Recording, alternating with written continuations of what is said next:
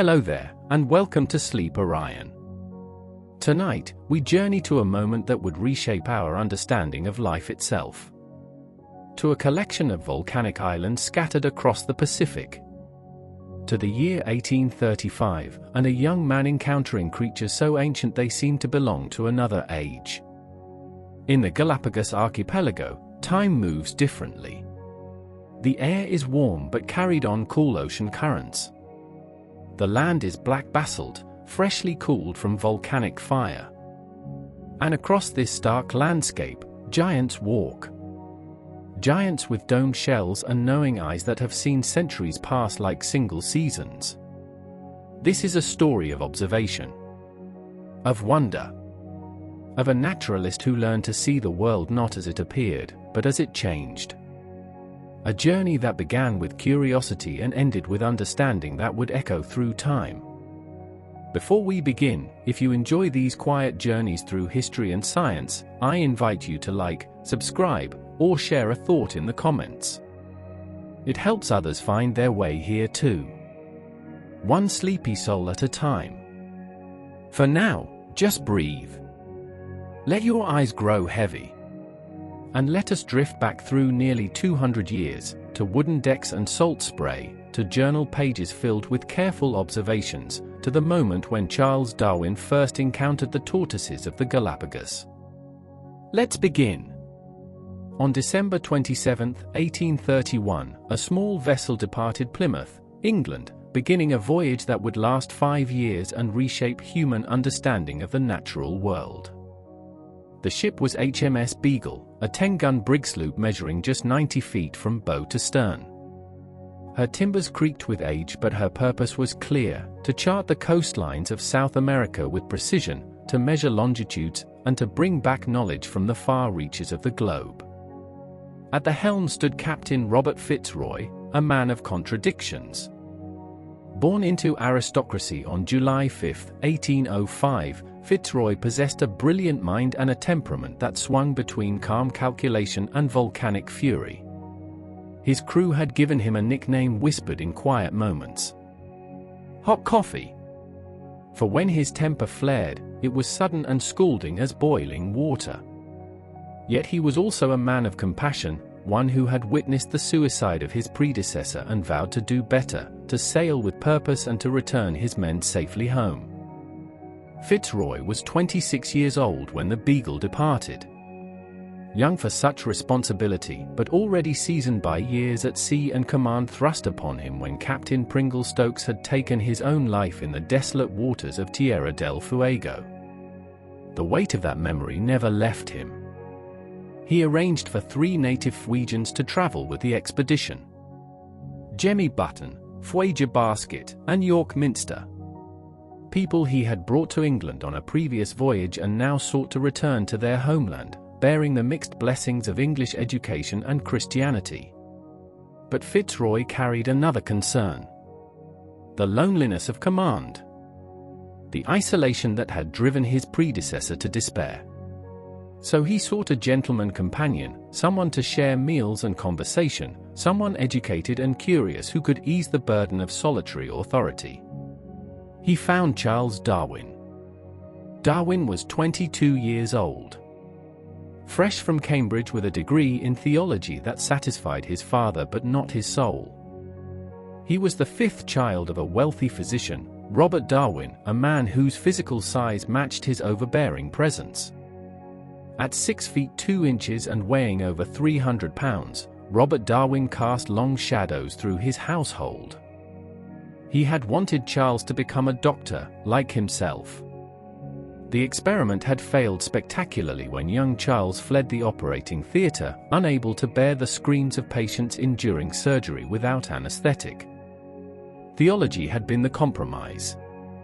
A quiet country parsonage, butterfly collecting as a hobby, sermons on Sundays. A life of gentle respectability. Darwin might have accepted this fate. Might have settled into comfortable obscurity. But an invitation arrived that would redirect everything. Professor John Stevens Henslow, Darwin's mentor at Cambridge, had recommended him for the position of naturalist aboard the Beagle. not as official ship's naturalist, that role belonged to the ship's surgeon, but as a gentleman companion to the captain who would also collect specimens and make observations. Fitzroy's requirements were specific, educated, curious, a good conversationalist, and importantly, someone whose nose was the right shape.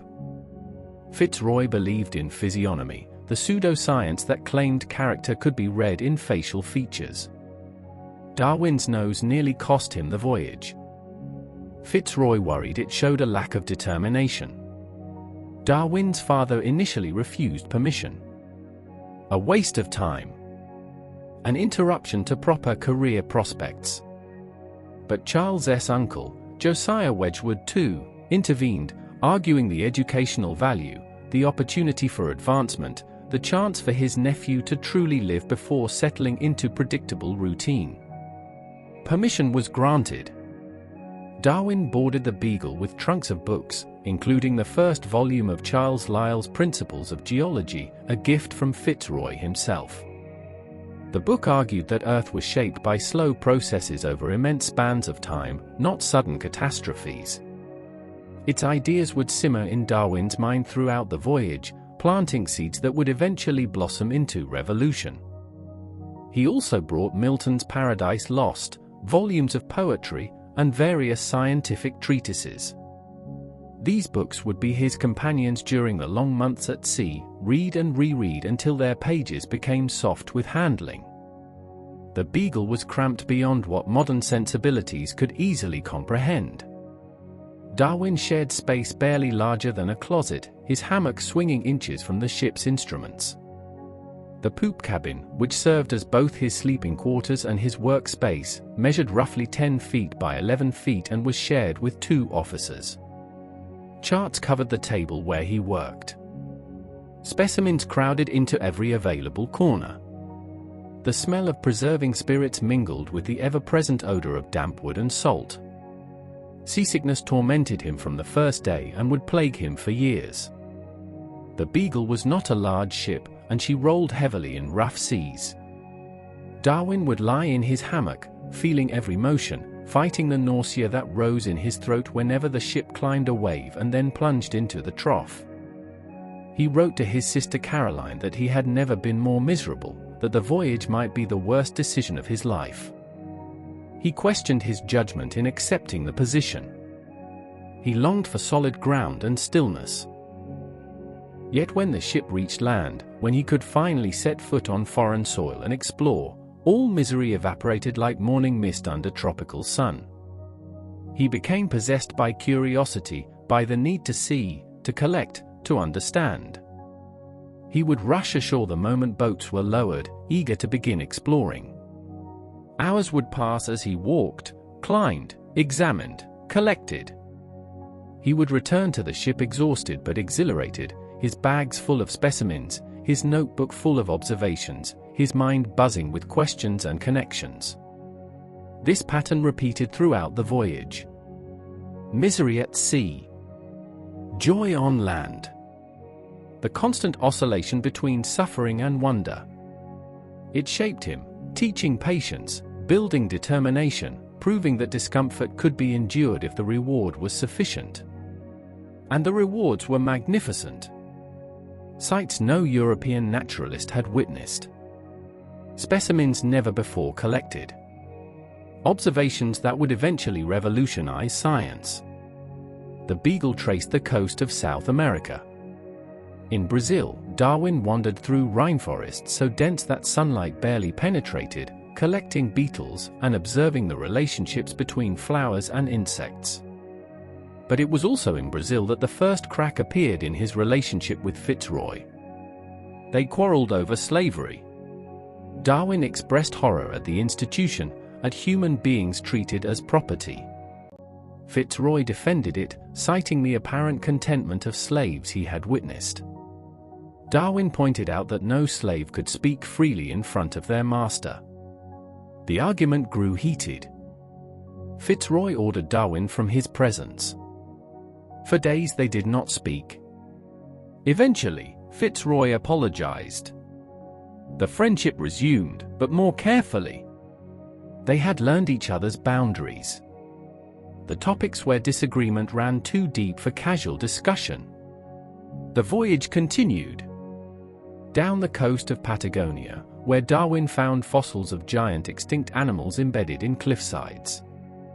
He discovered the remains of Megatherium, a ground sloth the size of an elephant, its bones weathering from ancient sediments.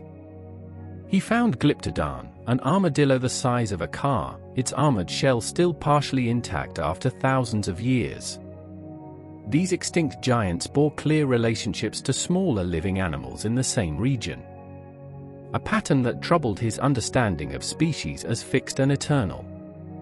Through the storm-battered waters of Tierra del Fuego, where the Fuegians were returned to their homeland, where Darwin witnessed people living in conditions so harsh he could barely comprehend their survival. The Fuegians wore little clothing despite temperatures that made Europeans bundle in heavy coats. They lived in crude shelters that seemed inadequate against the wind and rain. Yet they thrived, adapted through countless generations to conditions that would kill newcomers within days. Darwin observed them with a mixture of scientific interest and cultural prejudice typical of his era, noting their differences from Europeans while also recognizing their fundamental humanity. The expedition to return Jemmy Button and the other Fuegians to their native land proved both touching and troubling. The missionaries who had educated them in England had hoped they would bring Christianity and civilization to their people. Instead, within months of returning, Jemmy had discarded his English clothes, resumed traditional practices, and reintegrated into his community. When Fitzroy returned a year later to check on him, Jemmy appeared happy and well-adjusted, showing no desire to return to English ways. The lesson was clear: what constitutes civilization depends on circumstances, and adaptations that work in one environment may fail in another. Up the west coast of South America, where in Chile, Darwin experienced an earthquake powerful enough to lift the land by several feet in seconds, providing dramatic proof of Lyell's theories about geological change. He was resting on shore near the town of Valdivia when the ground began to move. At first he thought he was dizzy, then realized the earth itself was undulating beneath him. Trees swayed violently. Buildings collapsed. People ran from their homes, screaming. The shock lasted perhaps 2 minutes, though it felt longer, an eternity of helplessness as the solid ground betrayed its presumed stability. After the shaking stopped, Darwin immediately began investigating. He measured cracks in walls, documented which buildings had fallen and which remained standing. He interviewed survivors, collecting accounts while memories were fresh. He examined the coastline, discovering that it had risen measurably, former tide pools now above the water line, barnacles that had lived underwater now exposed to air and dying. The power of geological forces was undeniable. If an earthquake could lift the coast several feet in minutes, what could millions of years of such events accomplish? By September 1835, the Beagle had been at sea for nearly 4 years. Darwin's notebooks were filled with observations. His collection of specimens had grown so large that he shipped crates back to England regularly, hoping they would survive the journey better than he was surviving the seasickness.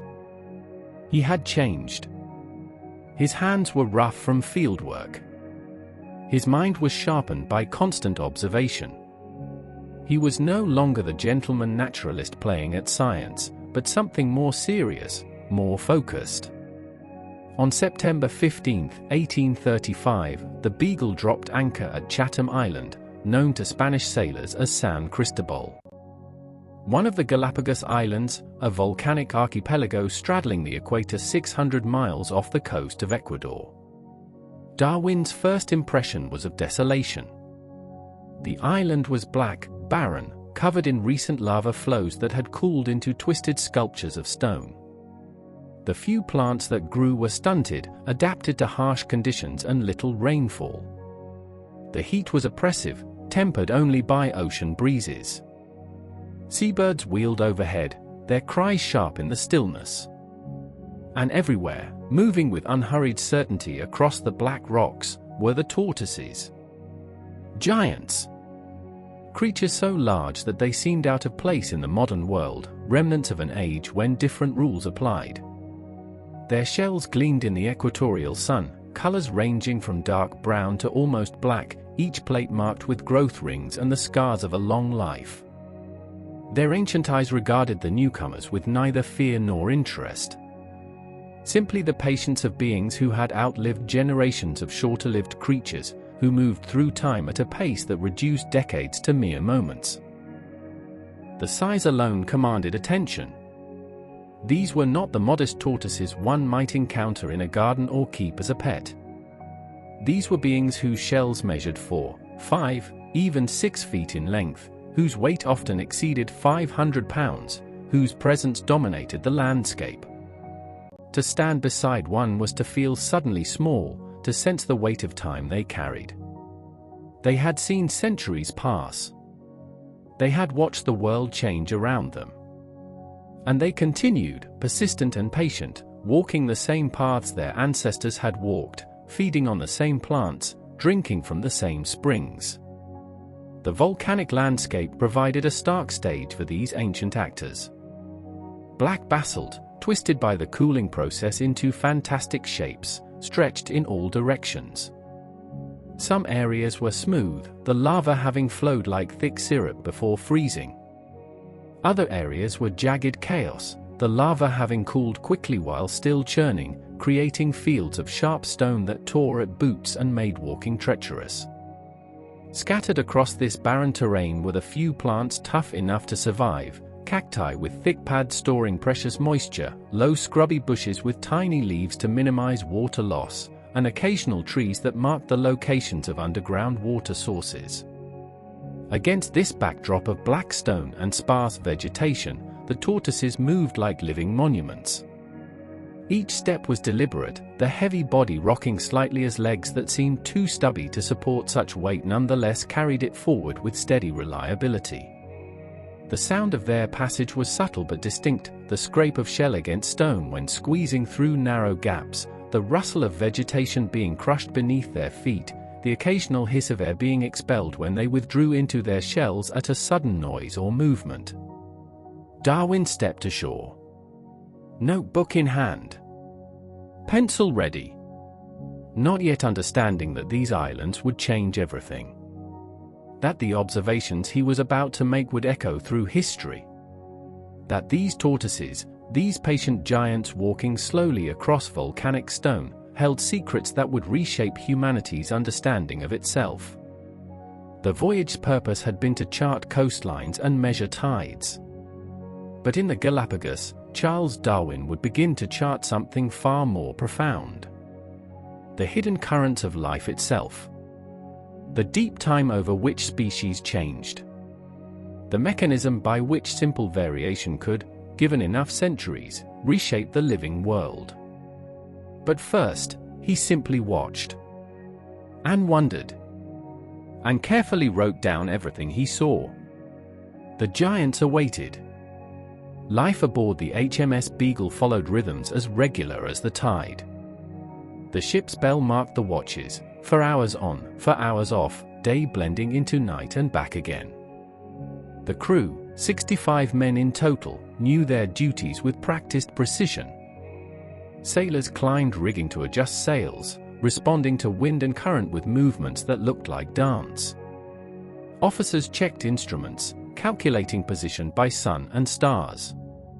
The ship's surgeon, Robert McCormick, who held the official title of naturalist, maintained medical supplies and tended to injuries, though his relationship with Darwin grew increasingly strained as the gentleman companion's scientific work overshadowed his own. Darwin established his routine early. Each morning, weather permitting, he would climb to the deck and take deep breaths of salt air, hoping to settle his rebellious stomach. The seasickness never truly left him. Some days were better than others, but the constant motion of the ship, the roll and pitch of waves, kept him in a state somewhere between mild discomfort and outright misery. He wrote in his journal that he would trade any prospect of fame for the simple pleasure of firm ground beneath his feet. But when they reached port, he transformed. The queasy gentleman became a tireless explorer, walking for miles, scrambling up hillsides, wading through streams, collecting everything that caught his scientific eye. His servant, Sims Covington, initially hired as cabin boy but gradually becoming Darwin's assistant, would follow with bags and boxes, carefully packing specimens for the long journey home.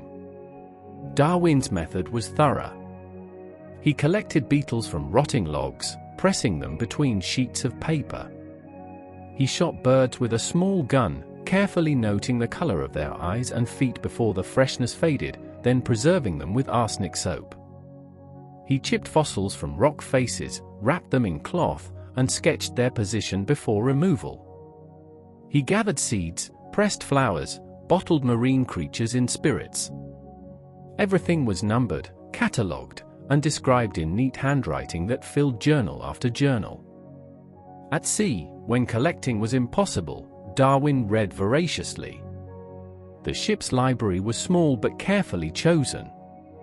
Milton's Paradise Lost, the Bible, scientific treatises, and always returned to again and again Lyell's Principles of Geology. The book argued that Earth's features, its mountains and valleys, its rock layers and river courses, had been shaped not by sudden catastrophes, but by gradual processes operating over immense spans of time. Erosion, sedimentation, volcanic activity. Forces still at work today, given millions of years to operate. The concept thrilled and troubled Darwin in equal measure. His religious education taught that Earth was perhaps 6,000 years old, created in 6 days, with species fixed and unchanging since the moment of their creation. But Lyell's evidence was compelling. The layers of rock, the fossils embedded at different depths, the coral reefs built gradually by tiny organisms over countless generations, all pointed to an Earth far older than Scripture suggested. Darwin observed evidence supporting Lyell's theories everywhere they sailed.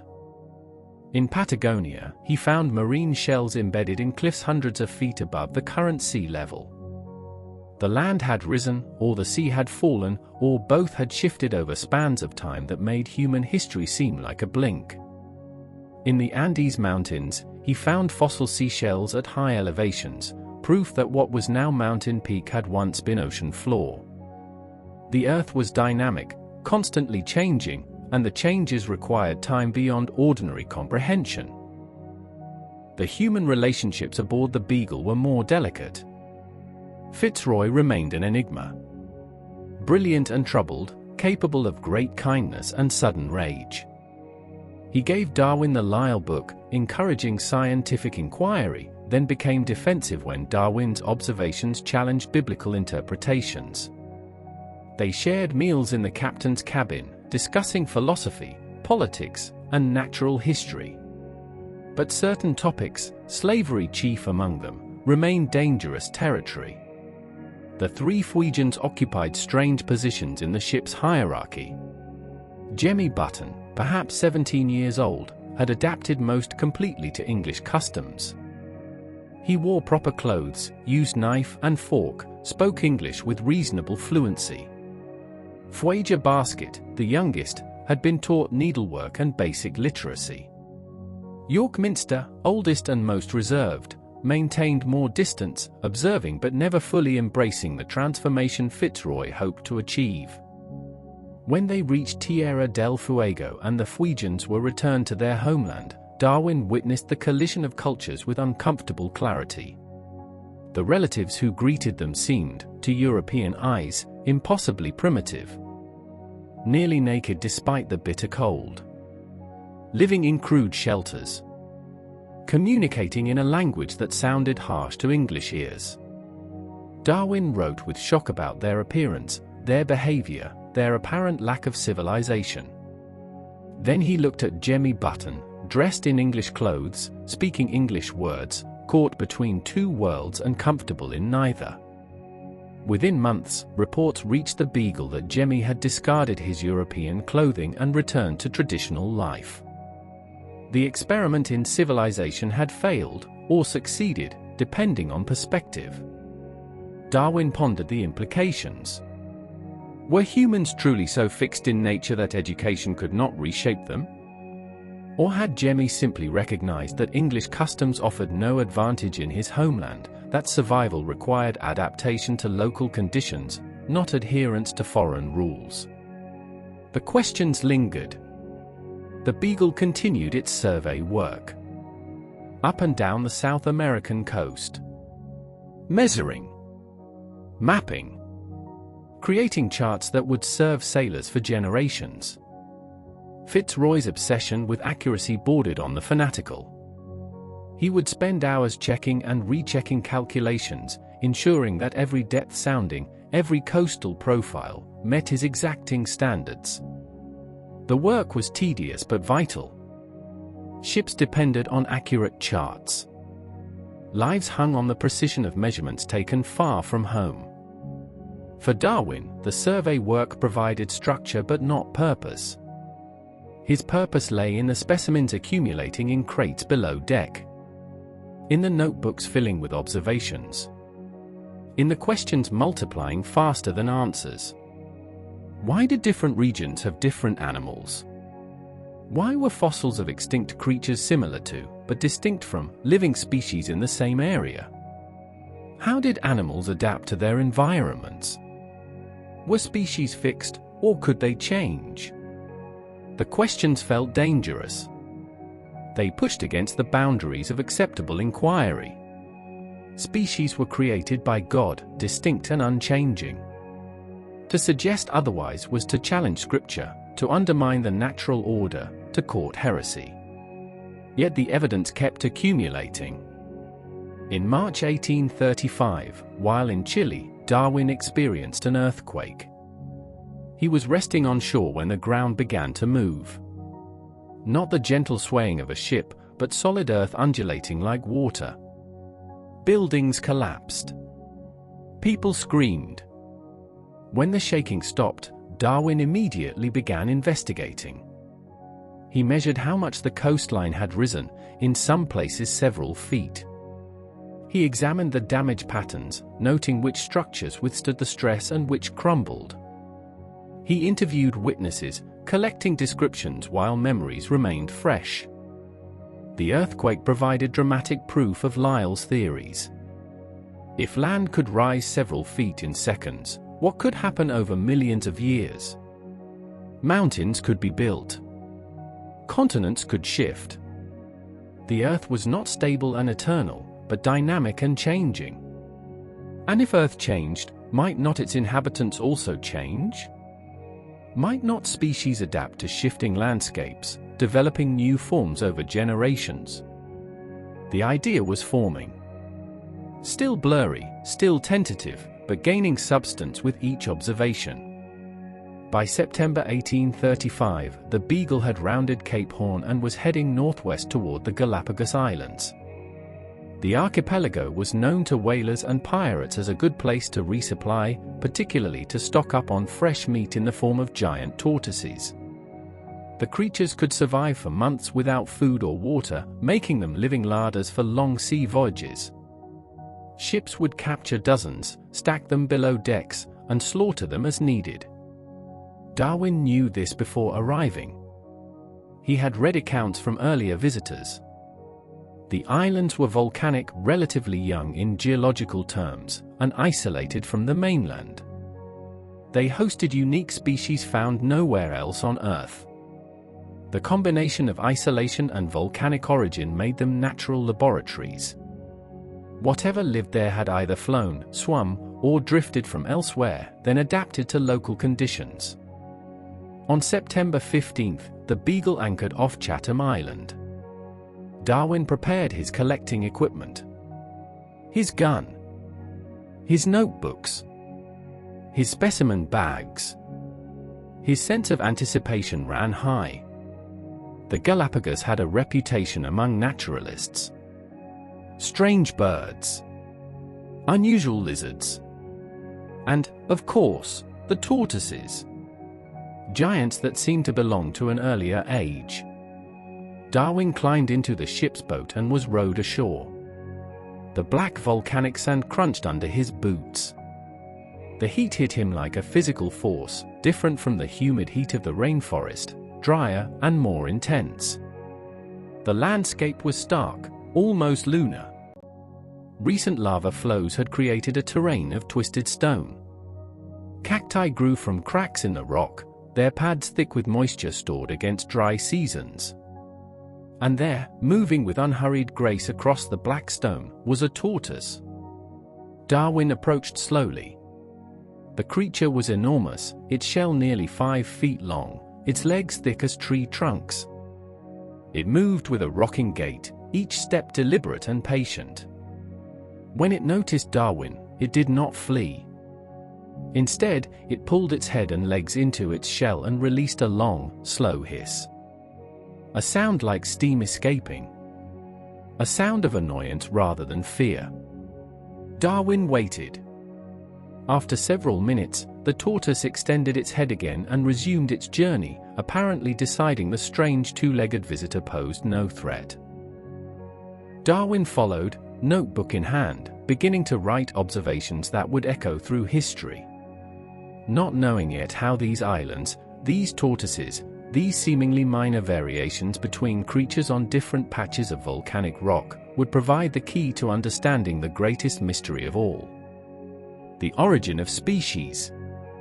The first tortoise Darwin encountered on Chatham Island was feeding on the pad of a prickly pear cactus when he came upon it.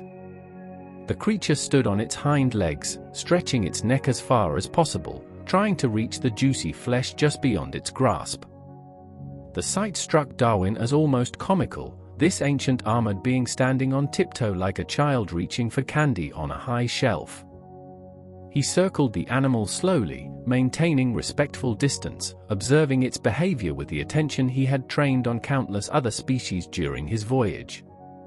The tortoise seemed aware of his presence but unconcerned, focused entirely on its meal. When it finally managed to tear loose a piece of cactus, it chewed with obvious satisfaction, juice dripping from the sides of its mouth. Darwin made his first notes. The tortoise was herbivorous, that much was clear. The vegetation of the Galapagos was sparse, mostly scrubby bushes and the ubiquitous prickly pear, so the tortoises had adapted to eating what was available. He noted the reptile's size, its coloring, the texture of its shell. He walked around it, counting the plates on its carapace, sketching the shape in his notebook. When Darwin approached closer, the tortoise finally retreated into its shell with that curious hissing sound. Darwin later learned that this hiss was simply air being forced from the lungs as the tortoise withdrew. Not a threat, not a warning, just mechanics. The shell was not perfectly sealed. Small gaps remained where legs and head disappeared inside. A determined predator could potentially reach vulnerable flesh. But in the Galapagos, there were few such predators. The tortoise's main evolutionary challenge was not defense, but finding sufficient food and water in an often harsh landscape. After several minutes, the tortoise emerged again and resumed its meal, allowing Darwin to continue his observations. He noted the creature's eyes, ancient and somehow knowing, set in a head that seemed too small for the massive body. The neck was surprisingly long and flexible, extending far out of the shell when the tortoise walked, retracting completely when it rested. The skin was scaly, dry, tough as leather. When the tortoise eventually moved on, Darwin followed at a distance, watching its method of locomotion. The gait was slow but steady, each leg moving with deliberate care, the massive shell swaying gently with each step. The tortoise's feet left clear tracks in the volcanic soil, and Darwin noted that these tracks crisscrossed the landscape in numerous directions, suggesting the animals were active wanderers rather than staying in one small territory. Other tortoises appeared as Darwin explored further inland. Some were even larger than the first, requiring Darwin to tilt his head back to see the top of their shells when they extended their necks. He wrote that several were so large it would require 6 or 8 men to lift them. This was not idle speculation. Later, when the crew of the Beagle decided to collect tortoises for fresh meat, the largest specimens required teams to carry, even with makeshift stretchers fashioned from spare wood. The tortoises seemed to follow well-worn paths through the volcanic terrain. Darwin noticed that these paths led from feeding areas inland toward water sources. On Chatham Island, rainfall was irregular and fresh water scarce. The tortoises had learned, or evolved instincts for, finding the few places where water collected. During dry seasons, they could apparently survive for months without drinking, extracting moisture from cactus pads and succulent plants. But when water was available, they would travel considerable distances to drink deeply, storing the water internally for future needs. Darwin encountered a group of tortoises near a small spring. They took turns approaching the water, each drinking for several minutes before moving aside to allow the next tortoise access. There was no apparent hierarchy, no fighting for position, just patient waiting. When their turn came, they would submerge their faces completely, drawing in water with audible swallows. After drinking, they often remained near the water for hours, resting in what little shade the sparse vegetation provided. The naturalist noticed that the tortoises seemed unafraid of humans. They had no evolutionary experience with large predators. Spanish sailors and pirates had been visiting the islands for roughly 3 centuries, taking tortoises for food, but apparently not frequently enough to instill wariness. When Darwin approached, the tortoises would watch him but rarely flee. He could walk right up to them, touch their shells, even climb on top of them. This last activity Darwin found irresistible. He wrote in his journal that he frequently got on their backs, and upon giving a few raps on the hinder part of their shells, they would rise up and walk, but he found it very difficult to keep his balance. The tortoises, clearly annoyed by this strange passenger, would hiss and try to dislodge him by rocking from side to side or walking under overhanging rocks. The experience gave Darwin insight into the tortoises' strength. Despite their slow pace, they were immensely powerful. When carrying his weight, they continued walking without apparent difficulty, their legs moving with the same steady rhythm as when unencumbered. He estimated the larger tortoises might weigh 400 to 500 pounds, possibly more. Their shells alone accounted for much of this weight, thick domes of bone covered in horny plates, built to last centuries. Darwin also observed the tortoise's reaction to being startled. When he walked up quietly and then suddenly appeared in a tortoise's line of sight, or when he made a loud noise, the creature would immediately pull into its shell with that characteristic hiss. But after a few moments of silence, curiosity would win out. The tortoise would cautiously extend its head, looking around. If the threat had passed, it would resume whatever it had been doing. If the threat remained, it would retreat again and wait longer.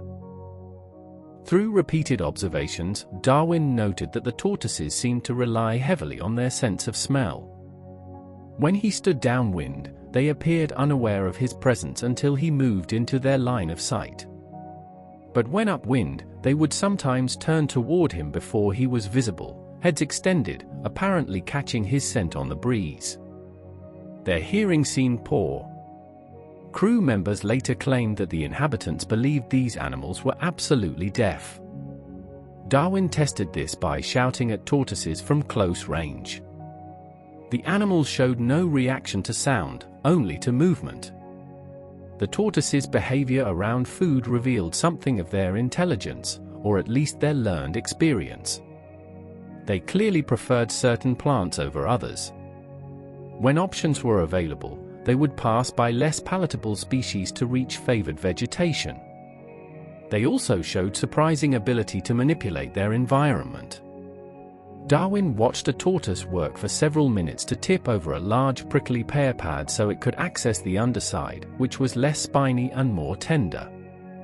As days passed and the Beagle remained anchored off Chatham Island, Darwin had opportunities to observe tortoises at different times of day.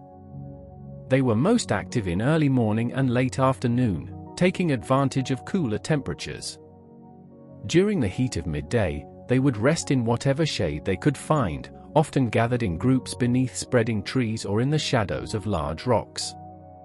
At night, they became still, sometimes withdrawing partially into their shells, sleeping soundly until dawn. Darwin noted significant variation in shell shape even among the tortoises on Chatham Island. Some had more domed shells, smooth curves from front to back. Others had shells with a raised front edge, creating something like a saddle shape. At the time, Darwin did not recognize the significance of these differences. He recorded them as interesting variation within a single species, not realizing that different shell shapes correlated with different feeding strategies and different island habitats. The crew of the Beagle took several tortoises aboard for food. This was standard practice for ships visiting the Galapagos. The tortoises could survive for months without food or water, making them ideal provisions. They would be kept alive below decks until needed, then slaughtered for fresh meat. Darwin later estimated that whaling ships and other vessels had removed perhaps 200,000 tortoises from the islands over the previous centuries. The population was vast, but not infinite. Darwin participated in eating the tortoise meat and later wrote about its quality. The meat from younger animals was apparently excellent, while meat from older tortoises could be tough and less palatable. But even the older animals provided usable meat, and the oil rendered from tortoise fat was useful for various purposes aboard ship. The crew particularly prized the green fat found near the shell, considering it a delicacy. Fitzroy arranged for live tortoises to be brought aboard, not for food but as curiosities and potential gifts for institutions back in England. These tortoises were kept in a makeshift pen on deck, fed with cactus pads and whatever vegetation the crew could gather. They adapted surprisingly well to captivity, continuing to feed and apparently remaining healthy despite the strange environment. As the Beagle prepared to leave Chatham Island and sail to the next island in the archipelago, Darwin had filled numerous notebook pages with observations about the tortoises. But he had not yet grasped their deeper significance. They were interesting creatures, certainly. Large, ancient-seeming, behaviorally fascinating. But just another species to catalogue, describe, and eventually understand within the framework of natural history as it was currently understood. That understanding was about to shift. The sheer size of the Galapagos tortoises demanded attention. Darwin wrote that these animals grow to an immense size, noting that several he observed were so large that it required 6 or 8 men to lift them from the ground. This was not poetry or exaggeration. The largest tortoises weighed upward of 500 pounds, their shells measuring over 5 feet in length and 3 feet in height when the creatures stood fully extended. To encounter such beings while walking across a barren volcanic landscape created a sensation of displacement, as if the observer had stepped backward through time to an age when giants were common. The shell, or carapace, was the most striking feature. Built from modified ribs and vertebrae fused into a solid dome, covered with large horny plates called scuts, it represented perhaps the most effective armor nature had ever devised. Each scute was marked with growth rings similar to those in trees, though counting them provided only a rough estimate of age. The rings formed during periods of rapid growth and could be influenced by food availability and seasonal patterns. Darwin noted 2 distinct shell shapes among the tortoises he observed. Some had high-domed shells, smooth and rounded like the curve of a helmet.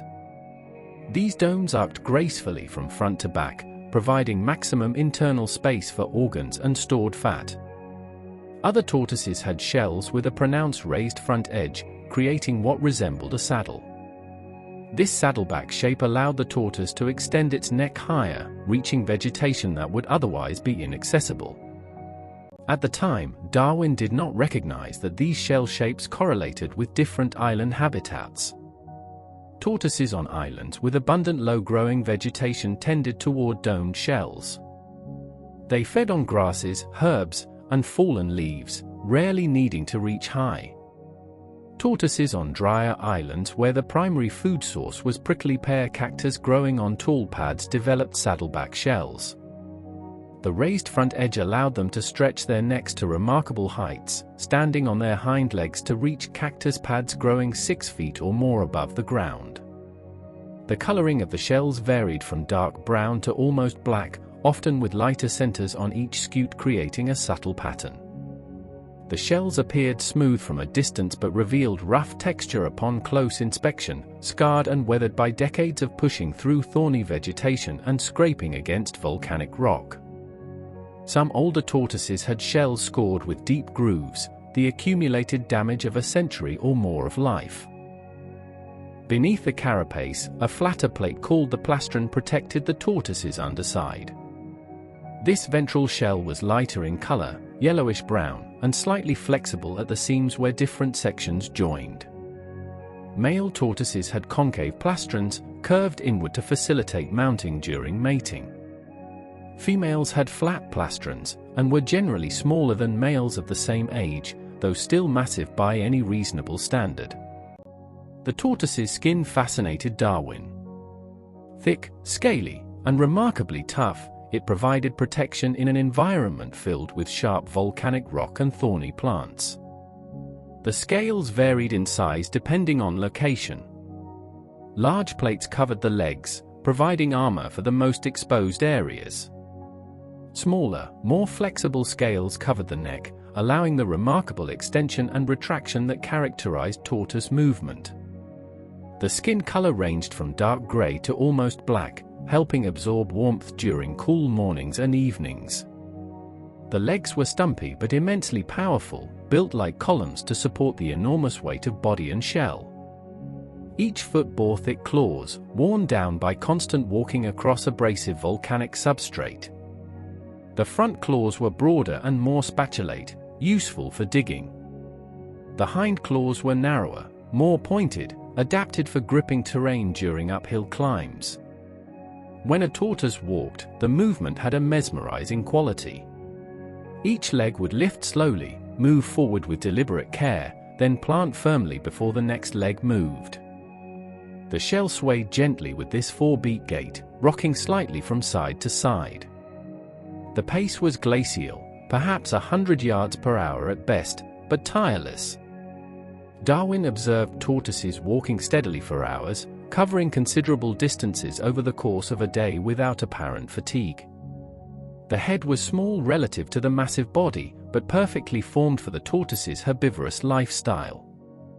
The eyes were dark, set well back from the tip of the snout, providing good peripheral vision.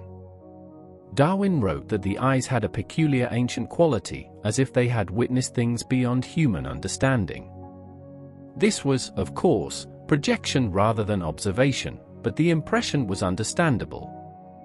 To look into a tortoise's eyes was to encounter a being whose experience of time differed fundamentally from human perception. The mouth was a horny beak, sharp-edged and strong enough to shear through tough vegetation. Tortoises had no teeth, using the cutting edge of their beaks to bite off chunks of plant matter which were then swallowed whole or crushed between the hard palate and tongue.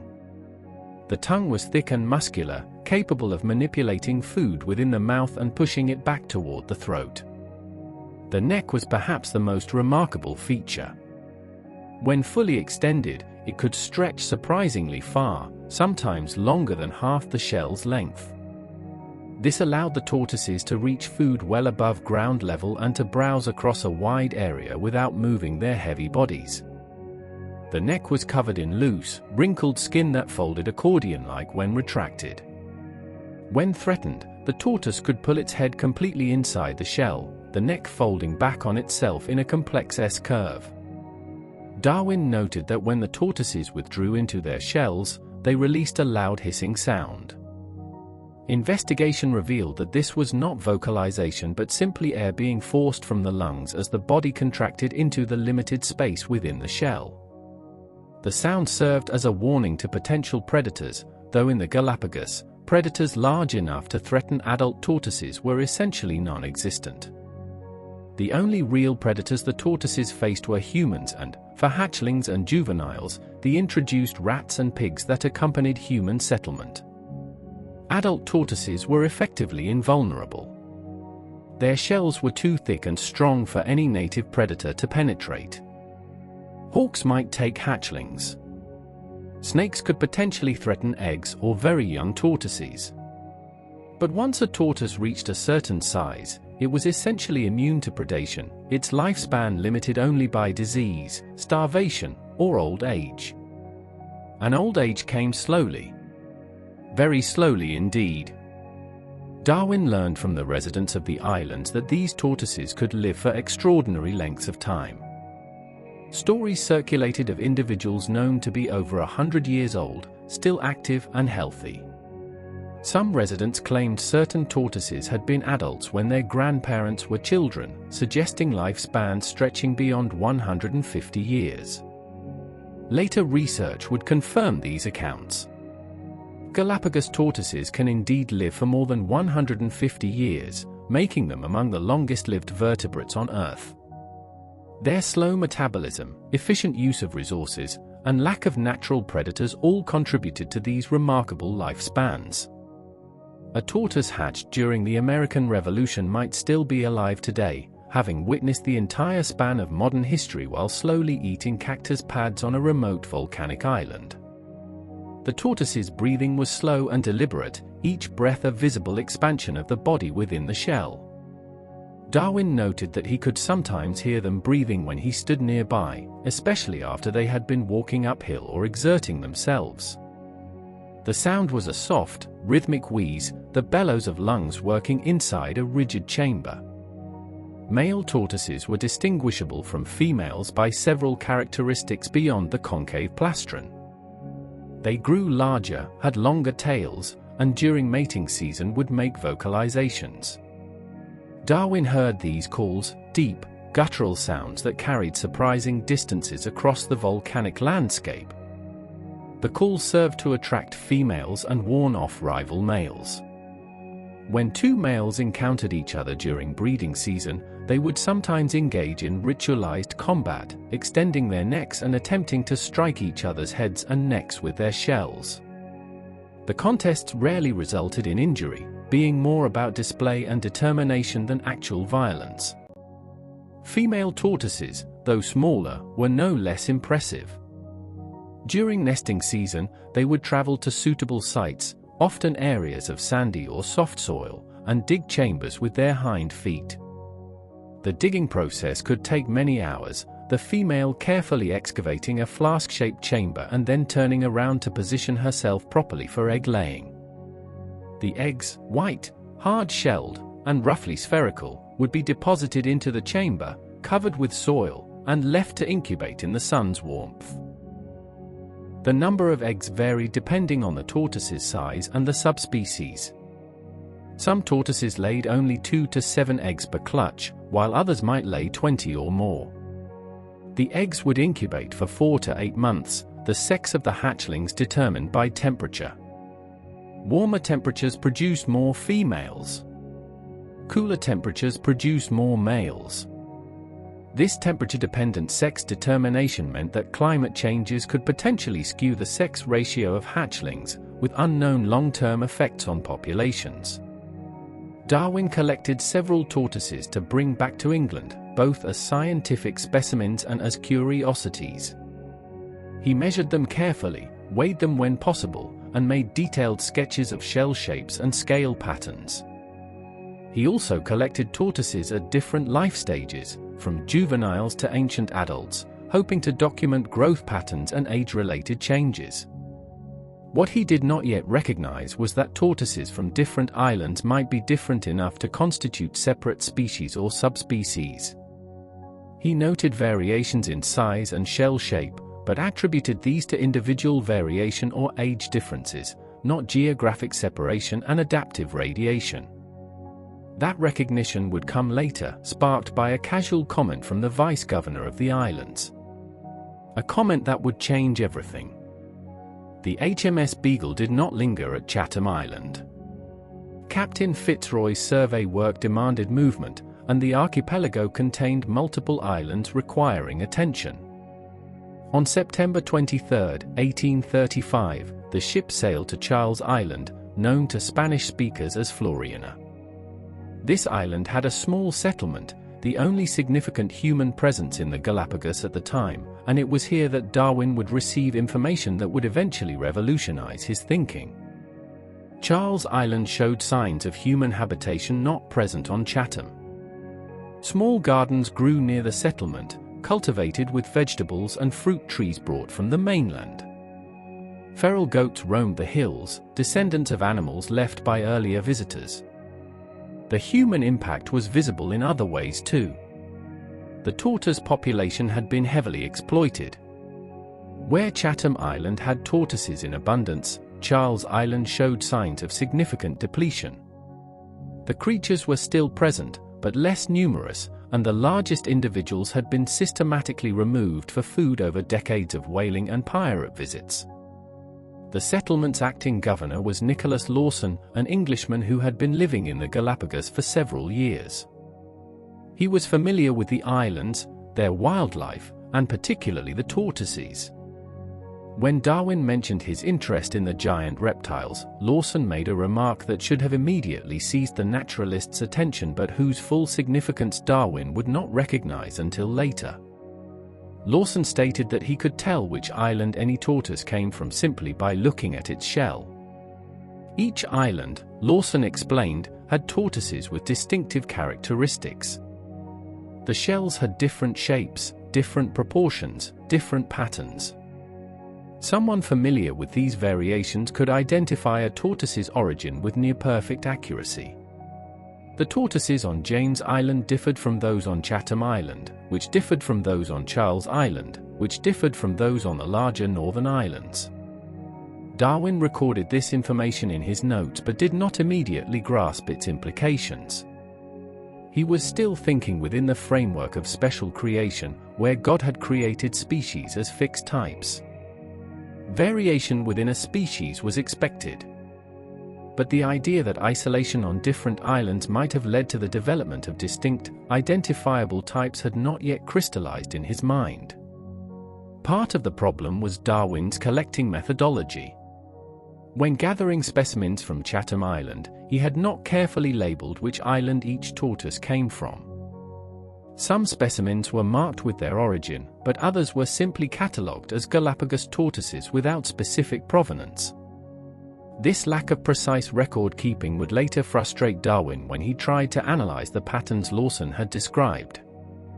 The Beagle continued its island-hopping survey.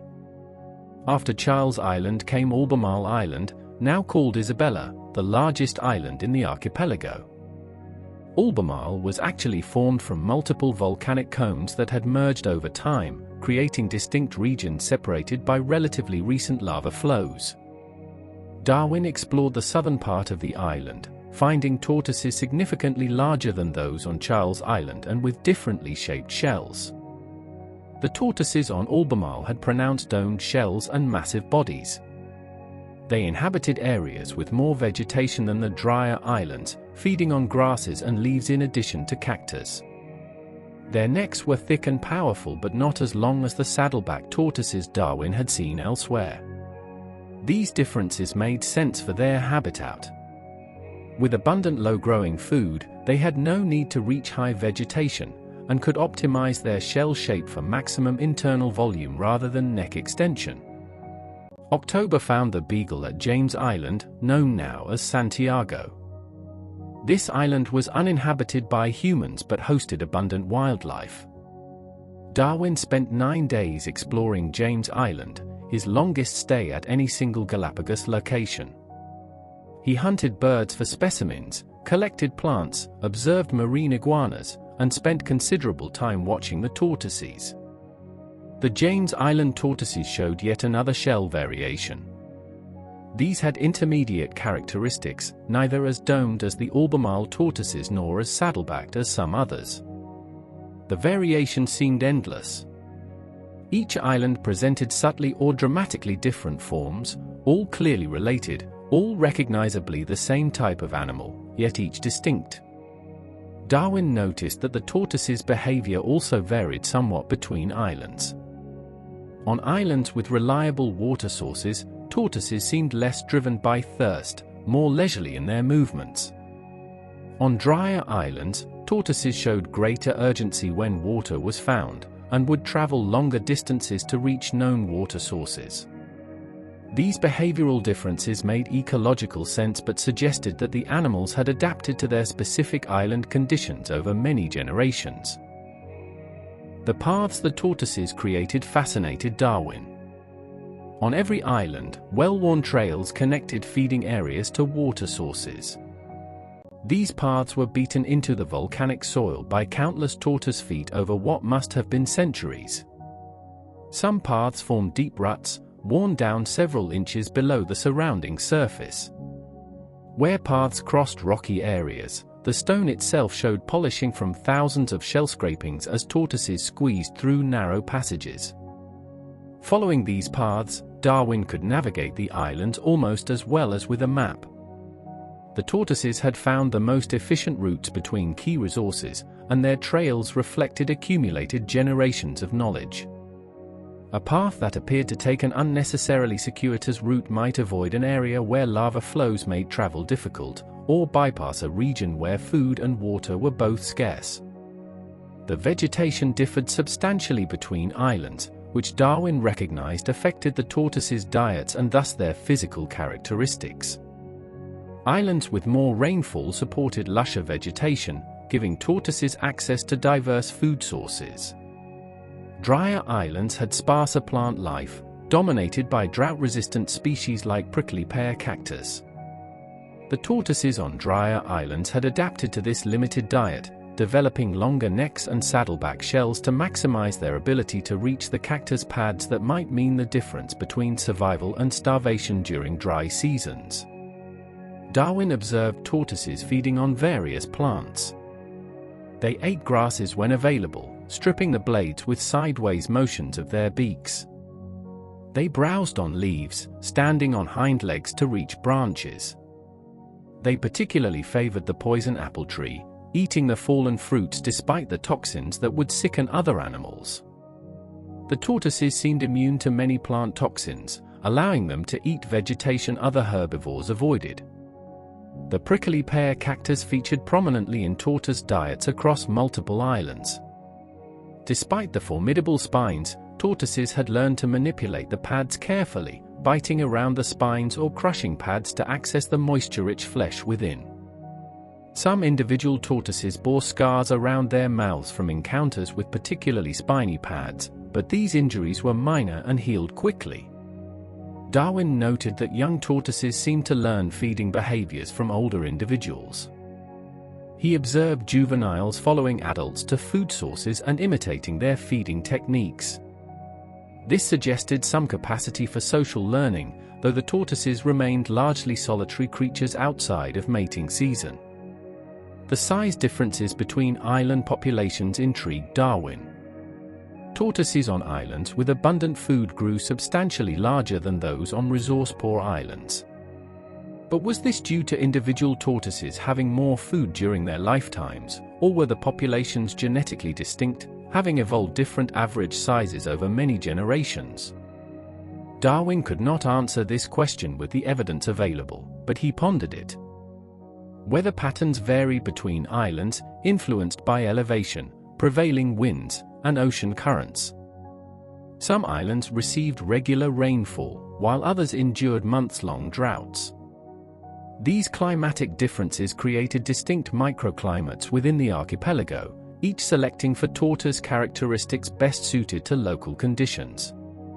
The highland regions of larger islands differed dramatically from the coastal lowlands. In the highlands, mist and rain created lush forests where tortoises could feed on diverse vegetation and drink from streams and pools. In the lowlands, conditions were harsher, drier, more challenging. Tortoises in these different zones showed adaptations matching their environments. Darwin collected tortoises from multiple islands, though not systematically enough for later analysis. He also collected other species, birds particularly, making similar observations about variation. The mockingbirds differed between islands. The finches showed variation in beak shape and size. The iguanas had distinct characteristics depending on their island of origin. A pattern was emerging, though Darwin had not yet assembled the pieces. Isolation, variation, adaptation. Different islands presented different challenges. Species responded to those challenges. Over time, populations diverged. The insight was forming slowly, like an image gradually coming into focus. Darwin had the observations. He had Lawson's statement about identifying tortoises by their shells. He had his own notes about variation in birds and reptiles. He had Lyell's concepts of deep time and gradual change. The pieces existed. They simply had not yet arranged themselves into the revolutionary theory that would shake the foundations of natural history. That arrangement would take years. Darwin would leave the Galapagos in October 1835, sail home to England, marry his cousin Emma Wedgwood, settle into a quiet life of research and writing. The specimens he had collected would be analyzed by experts. The patterns would become clearer. And slowly, reluctantly, Darwin would be forced to a conclusion that terrified and thrilled him in equal measure. Species were not fixed. They changed. They adapted. They evolved. But on those October days in 1835, walking across volcanic islands, following tortoise trails, making careful notes in his journal, Darwin was still a conventional naturalist. Curious, observant, meticulous, but not yet revolutionary. The revolution would come. The tortoises would be part of it. But first, there was more to observe, more to document, more to wonder about. The rhythm of a Galapagos tortoise's day followed patterns established over millions of years of evolution. Darwin rose early during his time on the islands, eager to observe the animals when they were most active, and his observations painted a detailed picture of their daily existence.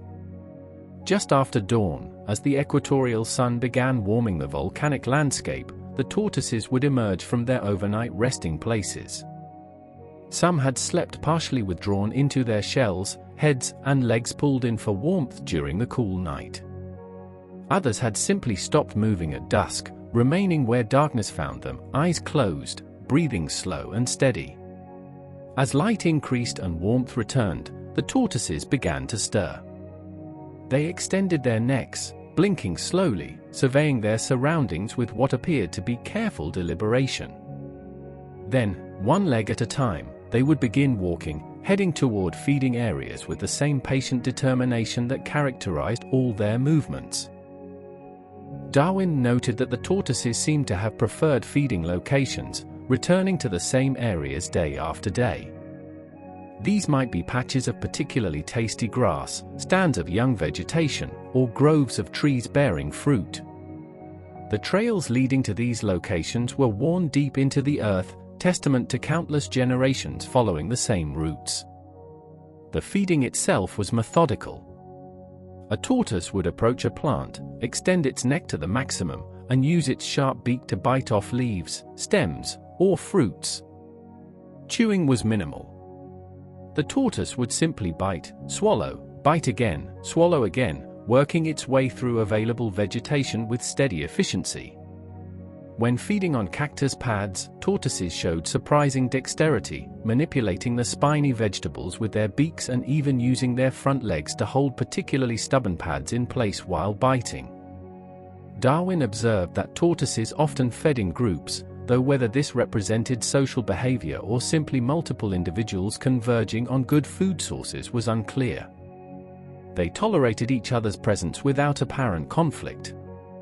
Occasionally, two tortoises would reach for the same piece of vegetation, and a brief pushing contest would ensue, but these competitions never escalated to serious aggression.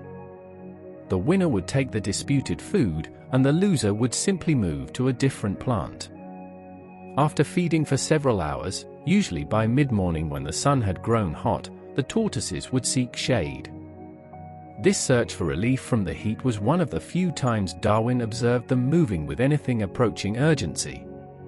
They would walk toward trees, overhanging rocks, or thick bushes, sometimes competing for particularly choice shaded spots. In the shade, they would settle down, pulling their legs in slightly, lowering their shells to the ground, and simply resting. Their breathing would slow further. Their eyes would half close. They entered a state of quiet dormancy, conserving energy during the hottest part of the day. This midday rest period could last several hours. Darwin noted that during this time, the tortoises were less responsive to his presence. He could approach quite close before they reacted. Some didn't react at all, so deeply resting that his presence failed to register. When he deliberately startled a resting tortoise by suddenly appearing in its line of sight or touching its shell, the creature would hiss and pull into its shell but would not flee. After a few moments, it would resume resting, apparently deciding the disturbance wasn't worth abandoning a good shaded spot. Late afternoon brought renewed activity. As temperatures moderated, the tortoises would emerge from their resting places and either resume feeding or begin traveling toward water sources. The late afternoon journey to water was a regular feature of tortoise life on islands with reliable water sources. The same well-worn trails that led to feeding areas also connected to springs, streams, and seasonal pools. Darwin followed these trails, observing the tortoises' behavior at water sources. They approached the water carefully, as if assessing its quality before committing to drink. Then they would submerge their faces completely, drawing in water with loud, gulping swallows. A tortoise might drink for 10 minutes or more, taking in several liters of water that would be stored internally for future needs. After drinking, tortoises often remained near the water, sometimes partially submerged, cooling themselves in the liquid. On larger islands with permanent streams, Darwin observed tortoises wallowing in muddy pools, coating themselves with wet earth that would dry into a protective layer against sun and insects. The water sources were social hubs of sorts. Multiple tortoises would gather, waiting their turn to drink, resting in the shade, occasionally interacting in their slow, deliberate way. Young tortoises seemed to learn the locations of water sources by following adults. Darwin watched juveniles trailing after larger individuals, learning the routes that would sustain them throughout their long lives. As evening approached and the sun began its descent toward the horizon, the tortoises would make their way back towards sleeping areas. These might be the same locations where they had rested during the day, or different spots chosen for reasons Darwin could not determine. The key seemed to be finding areas with some protection from night breezes and from potential predators, though adult tortoises had little to fear from any creature on the islands. At dusk, the tortoises would settle into their chosen spots, withdraw partially into their shells, and become still. Darwin noted that they seemed to prefer sleeping in groups when possible, clustering together in protected areas. Whether this represented social bonding or simply multiple individuals independently choosing the same good sleeping locations remained unclear. Throughout the night, the tortoises were largely inactive. Darwin made several nocturnal observations and found the animals essentially motionless, breathing slowly, apparently deeply asleep. They showed little response to light from lanterns or to normal levels of noise. Only direct physical contact or very sudden, loud sounds would rouse them from sleep. The tortoises' senses presented interesting puzzles. Their vision seemed adequate but not exceptional. They noticed movement more readily than static objects and seemed to have trouble distinguishing shapes at distance. Color vision was impossible for Darwin to assess with available methods, though later research would show they possess it. Their sense of smell was clearly important. Darwin observed tortoises turning toward food sources before they were visible, apparently detecting scents on the breeze. Males during breeding season seemed to locate females partly by scent. And tortoises could apparently remember the locations of important resources, suggesting they possess some form of spatial memory. The persistent claim that the tortoises were deaf intrigued Darwin. "The inhabitants believe these animals are absolutely deaf," he wrote. His own tests supported this claim. He shouted at tortoises from close range. He had crew members fire guns nearby. The tortoises showed no reaction to these sounds, only to the visible movement of the people making them. Yet they could clearly detect vibrations through the ground. A heavy footfall would sometimes cause a nearby tortoise to turn its head. The distinction between sound waves traveling through air versus vibrations through substrate suggested interesting questions about their sensory systems. Touch was clearly important. Tortoises could detect when Darwin climbed on their backs, though they couldn't see him. They reacted when their shells were tapped or when vegetation brushed against them. The sensitivity of their skin varied, with exposed areas like the neck and legs being more responsive than the tough, scaled skin on less vulnerable body parts. Mating behavior, which Darwin observed on several occasions, was one of the few times the tortoises showed anything resembling animation. Males would pursue females, following them persistently, occasionally making deep vocalizations that sounded like groans or bellows. These calls could be heard from surprising distances, echoing across the volcanic landscape. When a male caught up to a female, he would attempt to mount her from behind, using his concave plastron to better grip her domed shell. The process was awkward and often failed, the male sliding off sideways. But males were persistent, attempting repeatedly until successful. During copulation, which could last for hours, both animals would remain still except for slight rocking motions.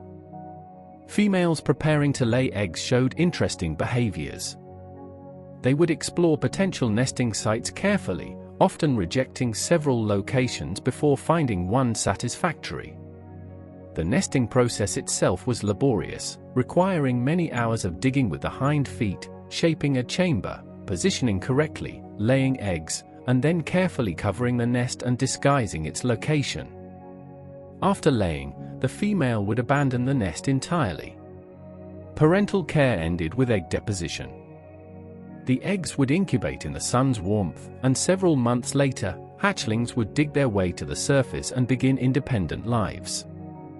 These hatchlings were tiny compared to their parents, small enough to fit in a human hand, their shells still soft and their survival chances low. Most would die in their first year, taken by predators or failing to find sufficient food and water. But those that survived would grow steadily, adding size year after year, potentially living for more than a century. Darwin collected several young tortoises of various ages, hoping to document growth patterns. He noted that juvenile growth was relatively rapid for the first few decades, then slowed considerably as the animals matured. Old tortoises might add only millimeters to their shell dimensions per year, the growth rings becoming progressively tighter with age.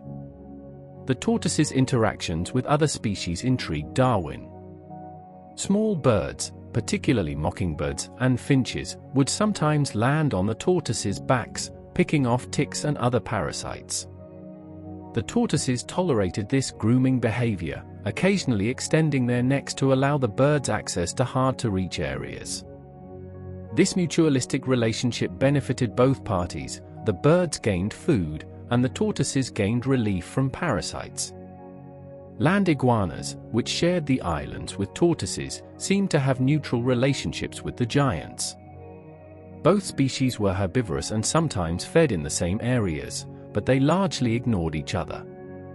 Marine iguanas, which Darwin also observed extensively, had no direct interaction with tortoises, living in different habitats and eating different food. The introduced animals, goats, pigs, rats, and later cats and dogs brought by humans, posed varying threats to tortoises. Adult tortoises were largely immune to predation from these invaders. But eggs and hatchlings were vulnerable. Rats would dig up nests and eat eggs. Pigs would prey on hatchlings. These introduced predators, combined with direct human harvesting of adults, would eventually drive some tortoise populations to the brink of extinction. But in 1835, these future threats were not yet fully apparent. Darwin observed what seemed like an abundant, thriving population.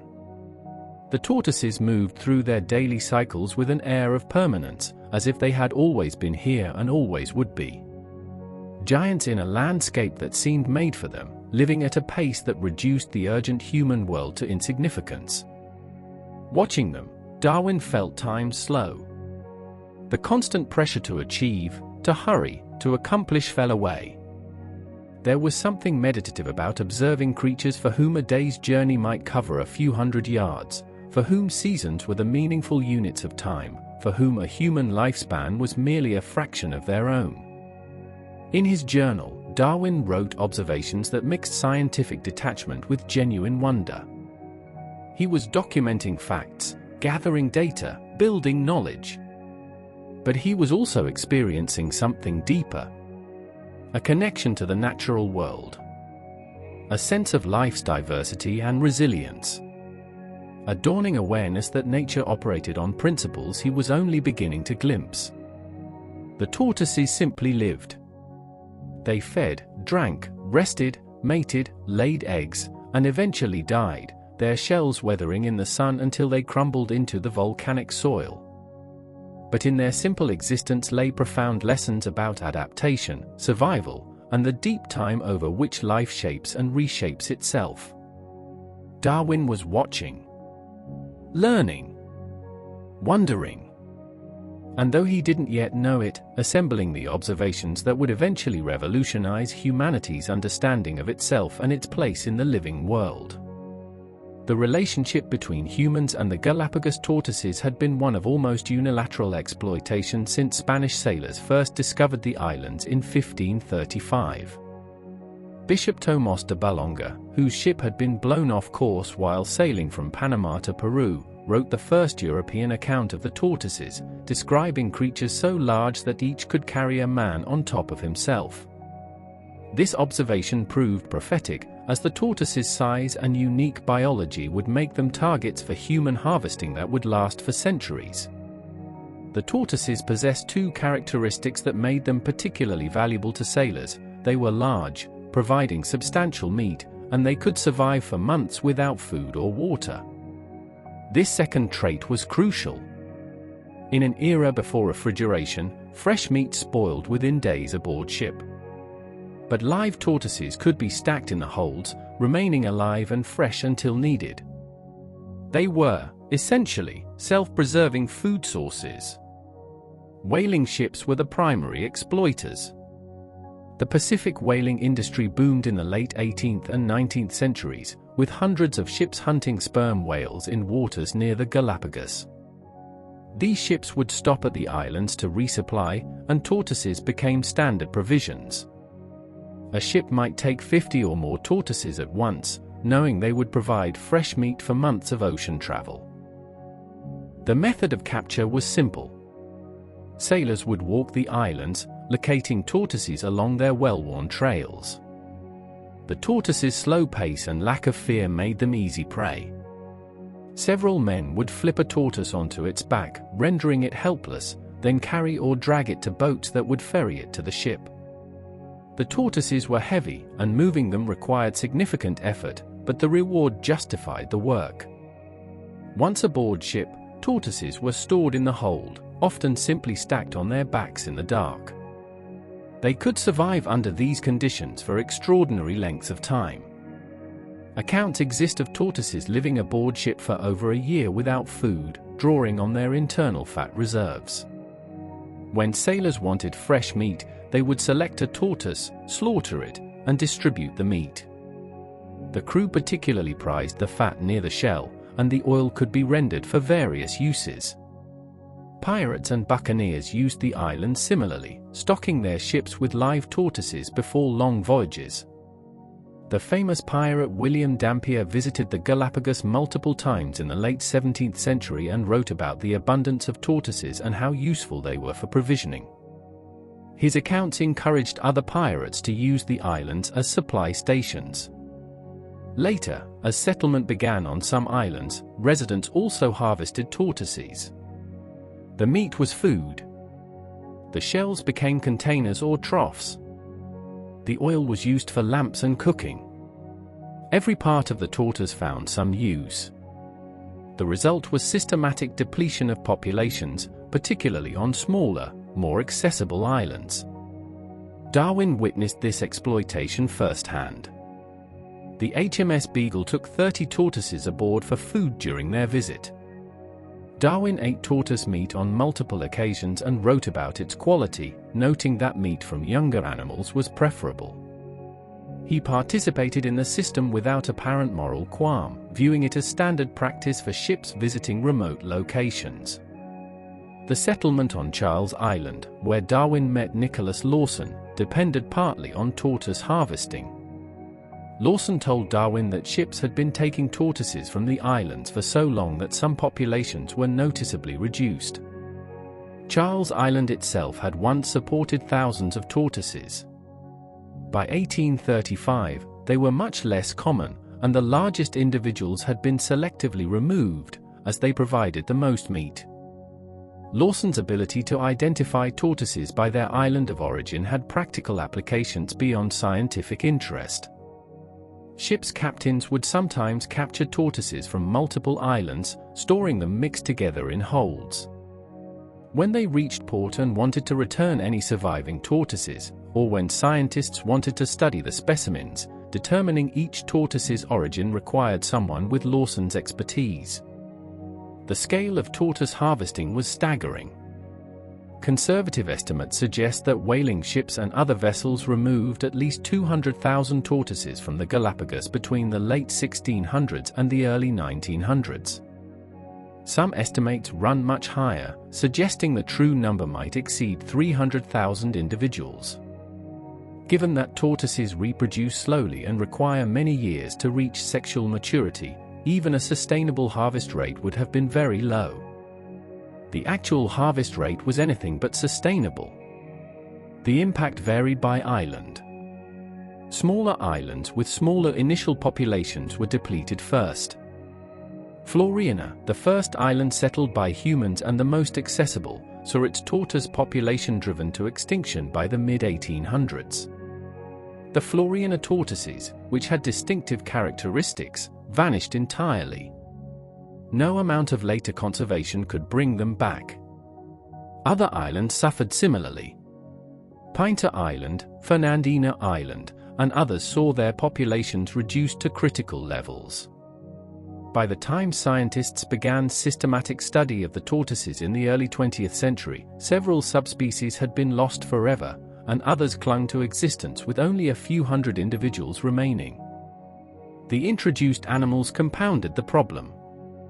Settlers and sailors released goats, pigs, donkeys, cattle, dogs, cats, and rats onto the islands. These introduced species had devastating effects. Goats competed with tortoises for food, often completely denuding areas of vegetation. Pigs dug up tortoise nests and ate eggs and hatchlings. Rats raided nests with efficiency that native predators never possessed. Dogs and cats hunted juvenile tortoises. The combination of direct harvesting by humans and indirect effects from introduced species created a perfect storm of ecological destruction.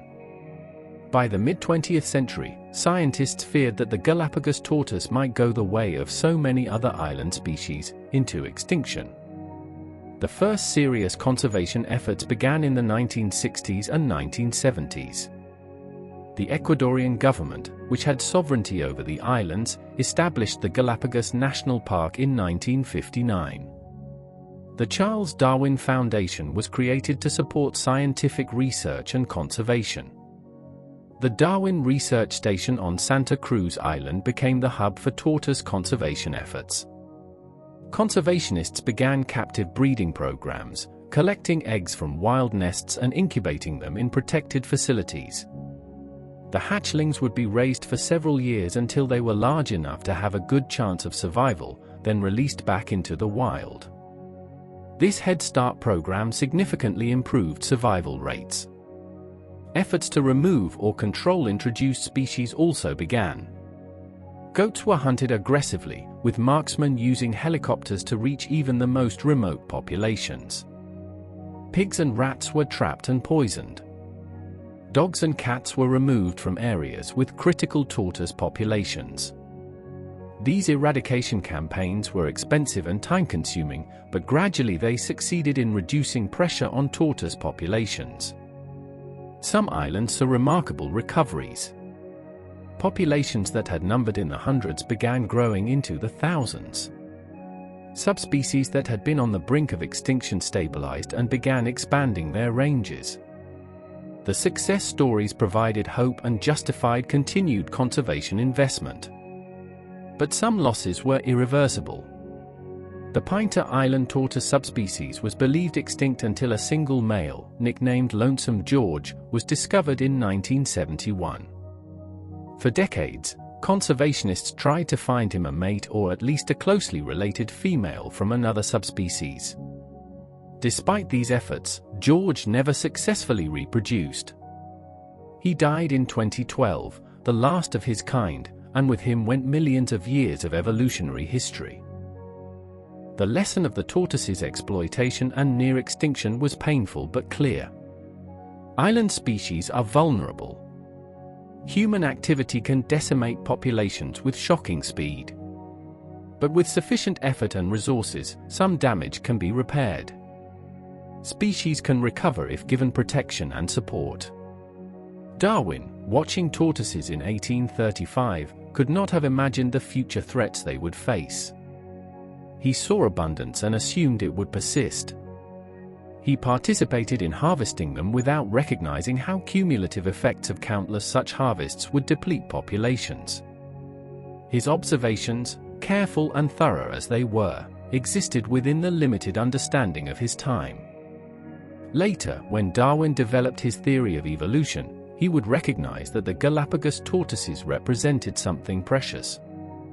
They were evidence of natural processes operating over deep time. They showed how isolation and adaptation could produce distinct forms from common ancestors. They were, in a very real sense, witnesses to the power of evolution itself. Their near loss would have been not just an ecological tragedy but an intellectual one. The living evidence of Darwin's theory, the creatures that had helped inspire his revolutionary insights, almost vanished before those insights were fully understood and appreciated. That they survived, though in reduced numbers and with some subspecies lost forever, stands as both a warning and a hope. A warning that human actions have consequences that can ripple through ecosystems for generations. And a hope that when we recognize our mistakes, when we commit resources and effort to conservation, recovery is possible. The giants still walk the volcanic slopes of the Galapagos. Not as abundantly as they did before humans arrived, but they survive. Their paths still connect feeding grounds to water sources. Their shells still gleam in the equatorial sun. And they carry within their genes the same story they carried when Darwin first observed them, a story of deep time, of adaptation, of life's resilience and diversity. The story is not finished. The tortoises continue their slow walk through time, and humans continue to determine whether that walk leads toward recovery or extinction. As the HMS Beagle departed the Galapagos on October 20, 1835, Charles Darwin stood at the rail, watching the volcanic island shrink into the distance. He had spent 35 days among those islands, collecting specimens, making observations, filling notebook after notebook with careful descriptions. He had encountered tortoises, mockingbirds, finches, iguanas, and a host of other creatures found nowhere else on Earth. Yet he was leaving with more questions than answers. The patterns he had observed, the variations between island populations, the strange mixture of familiarity and uniqueness in the island's wildlife, all of it troubled him in ways he could not yet articulate. The voyage continued.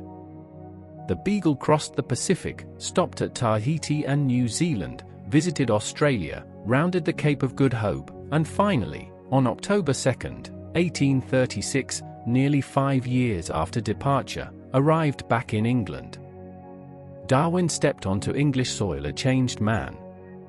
He had left as a young gentleman with vague plans for a country parsonage. He returned as a serious naturalist with crates of specimens, shelves of notebooks, and a mind full of observations that refused to fit into neat theological categories. The specimens were distributed to experts. Birds went to ornithologist John Gould for identification and classification. Fossils went to Richard Owen, the leading paleontologist. Plants went to various botanists. Darwin retained his notebooks and began the long process of organizing his observations and writing up his findings. It was John Gould who provided the first shock. The mockingbirds from different Galapagos islands were not varieties of a single species, as Darwin had assumed, but distinct species. Each island had its own mockingbird, closely related to the others but different enough to warrant separate classification. Darwin had noted differences between the birds but had not recognized their significance. Now Gould was telling him these differences marked separate species, each confined to a single island. Darwin was stunned, then worried. If the mockingbirds were separate species, what about the finches? He had collected finches from multiple islands but had not carefully labeled which bird came from which island. He had assumed they were all varieties of a few species, perhaps just geographical variants.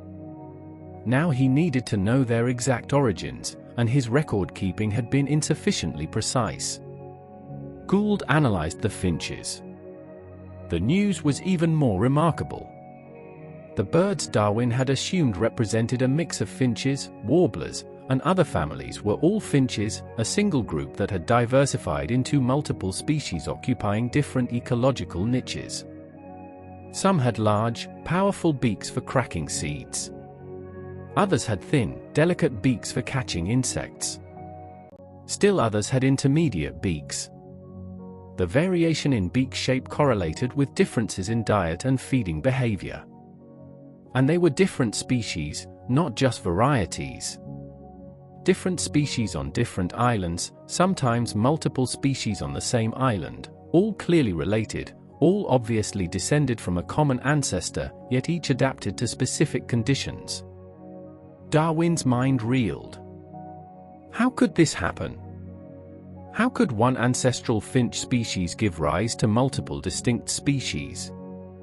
The conventional answer was that God had created each species separately, placing them on their respective islands at the moment of creation. But this answer made no sense. Why would God create multiple similar species and place them on different islands of the same archipelago?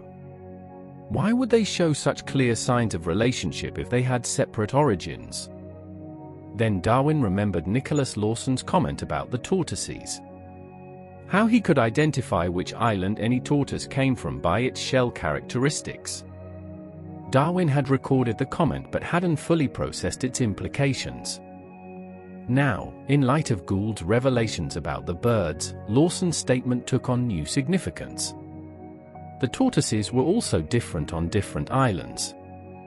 Not just individual variations. Distinct, identifiable differences that correlated with geographical separation. The same pattern as the mockingbirds. The same pattern as the finches. Isolation leading to divergence.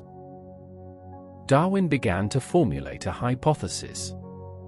What if species were not fixed and eternal? What if they could change over time, adapting to their environments?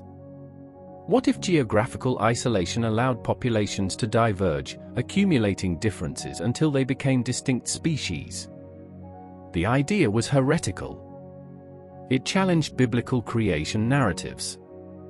It implied that species had natural, not divine, origins. It suggested that the living world was not static but dynamic, constantly changing, constantly adapting. It meant that humans were part of this natural process, not special creation standing outside the natural order. Darwin was terrified by his own hypothesis. In his private notebooks, in July 1837, less than a year after returning to England, he wrote down his thinking about species transmutation. he drew a simple tree diagram showing how a single ancestral species might branch into multiple descendant species over time. Above the diagram, he wrote one word, think. Then later, in a margin, he added another note, confessing a murder. That phrase captured his fear. To publicly propose that species evolved was, in his mind, tantamount to murdering God. Or at least murdering the conventional understanding of God's role in creation. The social consequences could be severe. Loss of respectability. Accusations of atheism. Damage to his reputation and his family's standing. So Darwin kept his hypothesis private. He shared it with a few trusted friends, botanist Joseph Hooker and geologist Charles Lyell chief among them. They encouraged him to develop the idea, to gather more evidence, to build a case strong enough to withstand inevitable criticism. The Galapagos observations formed a crucial part of that case. The tortoises, the mockingbirds, the finches, all showed the same pattern, geographical isolation leading to divergence and speciation. The islands were natural laboratories, demonstrating in miniature what must happen across the entire living world. Species were not fixed. They changed. They adapted. They evolved. But how? What was the mechanism? What caused populations to change and diverge? Darwin knew that variation existed within species. Farmers and breeders had been selecting for desired traits in domesticated animals and plants for millennia. You could breed bigger sheep, faster horses, more colorful flowers. The variation was there, and human selection could shape it. But what was the equivalent in nature? What did the selecting when humans weren't involved? Darwin pondered this question for months. Then, in October 1838, he read an essay by Thomas Malthus on human population growth. Malthus argued that human populations tended to grow faster than food supplies, resulting in competition for limited resources. War, famine, and disease acted as checks on population growth, preventing endless expansion. Darwin had his answer. In nature, all species produce more offspring than could survive. Resources were limited. Competition was inevitable. Individuals with traits that gave them advantages in obtaining resources, avoiding predators, or attracting mates would survive and reproduce at higher rates. Their traits would be passed to their offspring. Over generations, this process would shape populations, favoring certain traits over others. Darwin called this mechanism natural selection. It was, in essence, breeding by nature instead of by humans.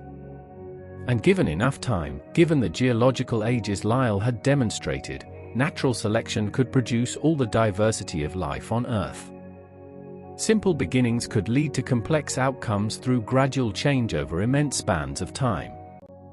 The Galapagos tortoises fit perfectly into this framework. An ancestral tortoise population had somehow reached the islands, perhaps floating on vegetation mats blown from the mainland, perhaps swimming the distance.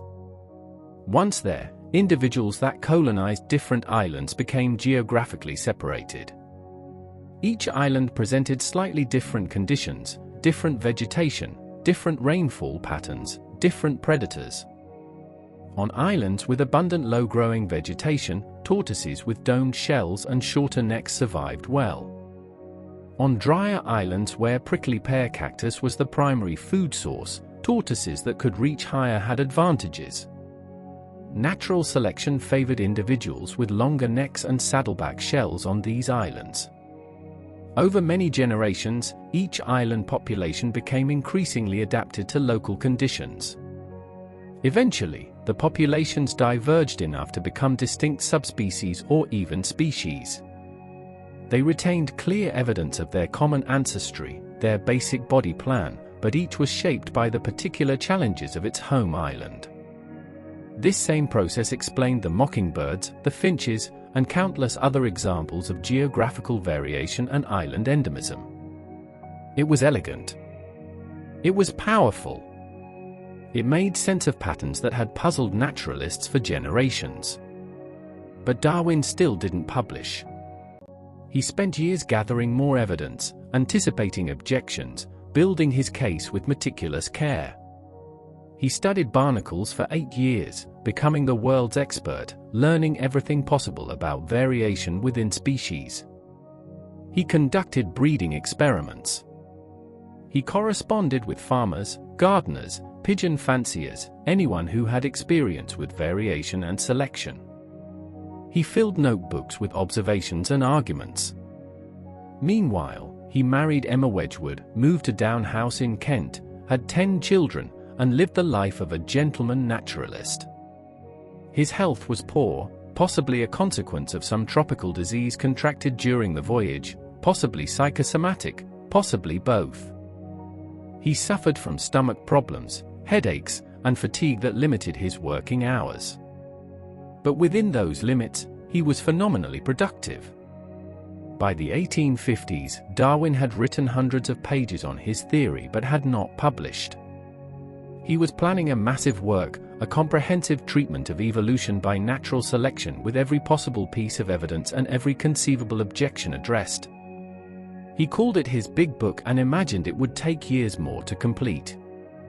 Then, in June 1858, a letter arrived from Alfred Russel Wallace, a young naturalist working in the Malay Archipelago. Wallace had independently developed a theory of evolution by natural selection, nearly identical to Darwin's. He was sending Darwin a manuscript and asking him to forward it to geologist Charles Lyell for possible publication. Darwin was devastated. 20 years of work, scooped by a younger man who had developed the idea in a fraction of the time. But after consultation with Lyell and Hooker, a solution was arranged. Wallace's paper and an extract from Darwin's unpublished manuscript would be presented together at the Linnean Society, establishing that both men had independently discovered the principle of natural selection. This compromise protected Darwin's priority while giving Wallace credit for his independent discovery. But it also forced Darwin to finally publish. The big book was abandoned. Instead, Darwin wrote an abstract of his theory, a stripped-down version focusing on the key arguments without exhaustive detail. That abstract, published on November 24, 1859, was titled On the Origin of Species by Means of Natural Selection, or the Preservation of Favored Races in the Struggle for Life. It was 502 pages long. It sold out its first print run of 1,250 copies on the first day. And it changed the world. The Galapagos tortoises featured prominently in Darwin's arguments, though not as extensively as the finches would in later discussions. They represented clear evidence of geographical variation leading to divergence. They showed how isolation and adaptation could produce distinct forms from common ancestors. They were proof that species boundaries were not fixed walls but permeable membranes that populations could cross given sufficient time and evolutionary pressure. Darwin's theory met fierce resistance and enthusiastic support in roughly equal measures. Religious authorities condemned it as atheistic. Some scientists embraced it as the key to understanding life's diversity. The debate raged for years, gradually shifting toward acceptance as more evidence accumulated and as generations of scientists were trained within an evolutionary framework. The tortoises continued their slow walk through the Galapagos, unaware that they had become famous, unaware that they had helped spark an intellectual revolution that would reshape human understanding of nature and humanity's place within it. Darwin never returned to the islands. He never saw the tortoises again after October 1835. But they remained in his memory, vivid examples of nature's power to shape and reshape life over the vast expanses of geological time. In his later writings, in his correspondence, in his conversations with fellow scientists, he would return to those volcanic islands, those patient giants, those remarkable demonstrations of evolution in action. The seeds planted during those 35 days in the Galapagos had finally borne fruit. The observations made with careful attention, recorded in fading ink on notebook pages, had helped build a new understanding of the living world. The tortoises, simply by existing, by bearing on their shells the marks of their island homes, by showing through their variation the fingerprints of natural selection, had become part of one of science's greatest achievements. They were, and are, giants in more ways than one. The Galapagos Islands exist because of fire. Deep beneath the Earth's crust, a hot spot in the mantle generates plumes of molten rock that push upward, breaking through the oceanic crust and building volcanoes. As the Nazca Plate slowly moves eastward, these volcanoes rise from the seabed, breach the surface, and form islands. Then they drift away from the hotspot, gradually sinking and eroding, while new volcanoes form to the west. This process has continued for millions of years, creating a chain of islands of varying ages. The oldest islands in the southeast are worn and weathered, their volcanoes dormant or extinct, their original height eroded by wind and wave. The youngest islands in the west are raw and active, with recent lava flows still black and glassy, their volcanoes occasionally erupting with dramatic displays of fire and ash. When Darwin visited in 1835, he recognized the volcanic nature of the islands immediately. The landscape was composed almost entirely of basaltic lava, twisted into fantastic shapes by the flow patterns that had formed as molten rock cooled. Some areas were covered in smooth, ropey Pahoe flows. Others were jagged, broken fields of lava that made walking treacherous. Recent flows were bare of vegetation. Older flows supported sparse plant growth in cracks where soil had accumulated. The archipelago straddles the equator approximately 600 miles west of the South American coast. This distance was crucial for the development of unique island fauna. Close enough that occasional colonizers could reach the islands by swimming, floating on vegetation rafts, or being blown by storms. Far enough that successful colonization was rare, giving the islands a distinctive biota not overwhelmed by constant influx from the mainland. Ocean currents shape the island's climate and ecology. The cold Humboldt Current flows north along the South American coast, then turns west near the equator, bringing cool, nutrient-rich water to the Galapagos. This cold water moderates temperatures, making the islands cooler than other tropical locations at similar latitudes. It also creates upwelling that supports abundant marine life, from microscopic plankton to fish to the seabirds and marine mammals that feed on them.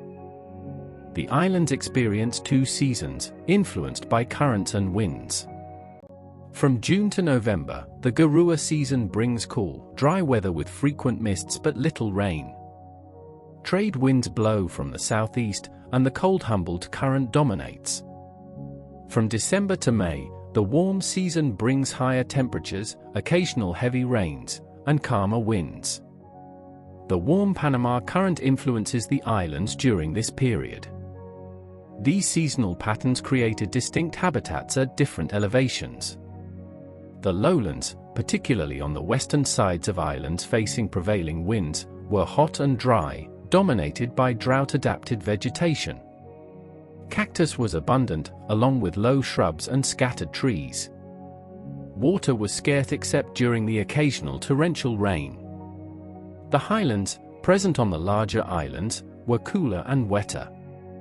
Trade winds pushed moist air upslope, where it cooled and condensed, creating frequent Garua mists. These highlands supported lusher vegetation, including ferns, mosses, and small forests. Permanent water sources existed here, springs and streams that flowed year-round. This elevation gradient created distinct zones of habitat, each supporting different communities of plants and animals.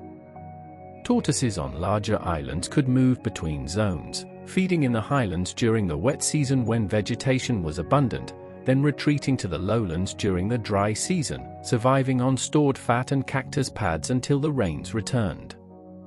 The plant life of the Galapagos was a mixture of species blown or carried from the mainland and those that had evolved locally. Darwin noted approximately 225 plant species, of which about 100 were endemic, found nowhere else. The endemic species showed clear relationships to mainland forms but had diverged enough to be distinct. The iconic prickly pear cactus had diversified into several species, each adapted to local conditions. On islands with large tortoise and land iguana populations, the cacti grew as trees, with thick trunks lifting the pads beyond reach of herbivores. On islands without large herbivores, the cacti remained low-growing. This suggested that the cacti had evolved different growth forms in response to predation pressure. The animal life showed even more dramatic patterns of uniqueness. Nearly every land animal was endemic at the species or subspecies level. The giant tortoises, the land iguanas, the marine iguanas, the only seagoing lizards in the world, the mockingbirds, the finches, each showed clear relationships to mainland ancestors but had diverged significantly during their time in isolation. The marine life was less unique, with many species also found in other Pacific locations. Sea turtles, dolphins, whales, and most fish were widespread. But even here, some species showed local adaptations. The Galapagos sea lions were a distinct subspecies. The first seals were smaller than their Antarctic relatives, adapted to the warmer tropical waters. Birds were the most mobile colonizers, and the islands hosted various seabirds that ranged widely across the Pacific. Blue-footed boobies, magnificent frigate birds, waved albatrosses, and flightless cormorants filled ecological niches from coastal rocks to open ocean. The flightless cormorant was particularly remarkable, having lost the ability to fly after colonizing the islands, its wings shrinking over generations until they were too small to support flight, but its swimming and diving abilities enhanced. The absence of native land mammals was striking. No terrestrial mammals had naturally colonized the islands, except for a few species of bats and rats that had arrived on vegetation rafts. This absence meant that the ecological roles typically filled by mammals in mainland ecosystems were taken by reptiles in the Galapagos. The tortoises and land iguanas were the primary large herbivores. Marine iguanas were the only reptiles on Earth that fed in the sea, diving to graze on algae. This reptile-dominated ecosystem was unusual and fascinating. In most places, mammals outcompeted reptiles for terrestrial niches during the Cenozoic era. But on the Galapagos, reptiles reigned, showing what ecosystems might have looked like during the Mesozoic era before mammals diversified. Darwin recognized that the Galapagos fauna resembled South American species more than those from any other region, despite the island's distance from the mainland. This biogeographic pattern supported the hypothesis that island species had colonized from the nearest continental source. They hadn't been separately created on the islands. They had arrived from elsewhere and then adapted to island conditions. The island's youth in geological terms also fascinated Darwin. Though he couldn't date them precisely with available methods, the fresh lava flows and active volcanoes indicated that at least some islands were recently formed. Later dating would show that the oldest current islands are around 4 million years old, while the youngest are less than 1 million years old. In geological time, this is extremely recent. The combination of youth and isolation made the Galapagos ideal for evolutionary studies. The islands were old enough for significant evolution to have occurred, but young enough that the processes were still ongoing and relatively easy to study. Species showed clear relationships to mainland ancestors, allowing scientists to trace evolutionary pathways with confidence. The islands also demonstrated the importance of chance in evolution. Which species successfully colonized the islands was partly determined by which species happened to be blown or floated there. The Galapagos had no frogs, despite suitable habitat, likely because frogs never made the ocean crossing. They had no native land mammals because mammals didn't successfully colonize before the islands were discovered by humans. These absences shaped the ecosystem's development as profoundly as the presences. Modern studies have confirmed and extended Darwin's observations. Scientists have documented ongoing evolution in Galapagos species, particularly the finches. During droughts, when small seeds become scarce and only large, hard seeds remain, finches with larger beaks survive better. The population's average beak size increases within a single generation. When rains return and small seeds become abundant again, smaller beaked finches have advantages, and the population's beak size decreases. Evolution in real time, observable over the course of human lifetimes. The tortoises, with their longer generation times, evolve more slowly. But genetic studies have revealed their evolutionary history, tracing how different island populations diverged over hundreds of thousands of years. The family tree is complex, with patterns of colonization, divergence, occasional interbreeding, and extinction creating a tangled but ultimately comprehensible pattern. The Galapagos remain a living laboratory, a place where evolution continues unabated. The islands are protected now, designated as a UNESCO World Heritage Site and carefully managed to preserve their unique ecology. Tourism is controlled, research is ongoing, and conservation efforts work to maintain the island's remarkable biological heritage. The giants still walk there, descendants of those Darwin observed nearly 200 years ago. The landscape is still volcanic and stark. The currents still bring cool water and abundant marine life. The processes that shape the island's unique fauna continue operating, though now with the added complexity of human influence. Darwin spent 35 days in the Galapagos. Those days provided observations that helped revolutionize biology. They showed him patterns that ultimately made sense only through evolution. They planted seeds that would grow into his theory of natural selection. But the islands were not just stepping stones to a theory. They were and are remarkable in their own right. Unique ecosystems shaped by volcanism, currents, isolation, and time. Natural laboratories demonstrating principles that apply across the living world. And home to creatures, tortoises especially, that embody the deep history of life on Earth, the slow accumulation of changes that, given sufficient time, can reshape species, genera, and entire faunas. The HMS Beagle left the Galapagos on October 20, 1835, sailing westward across the Pacific.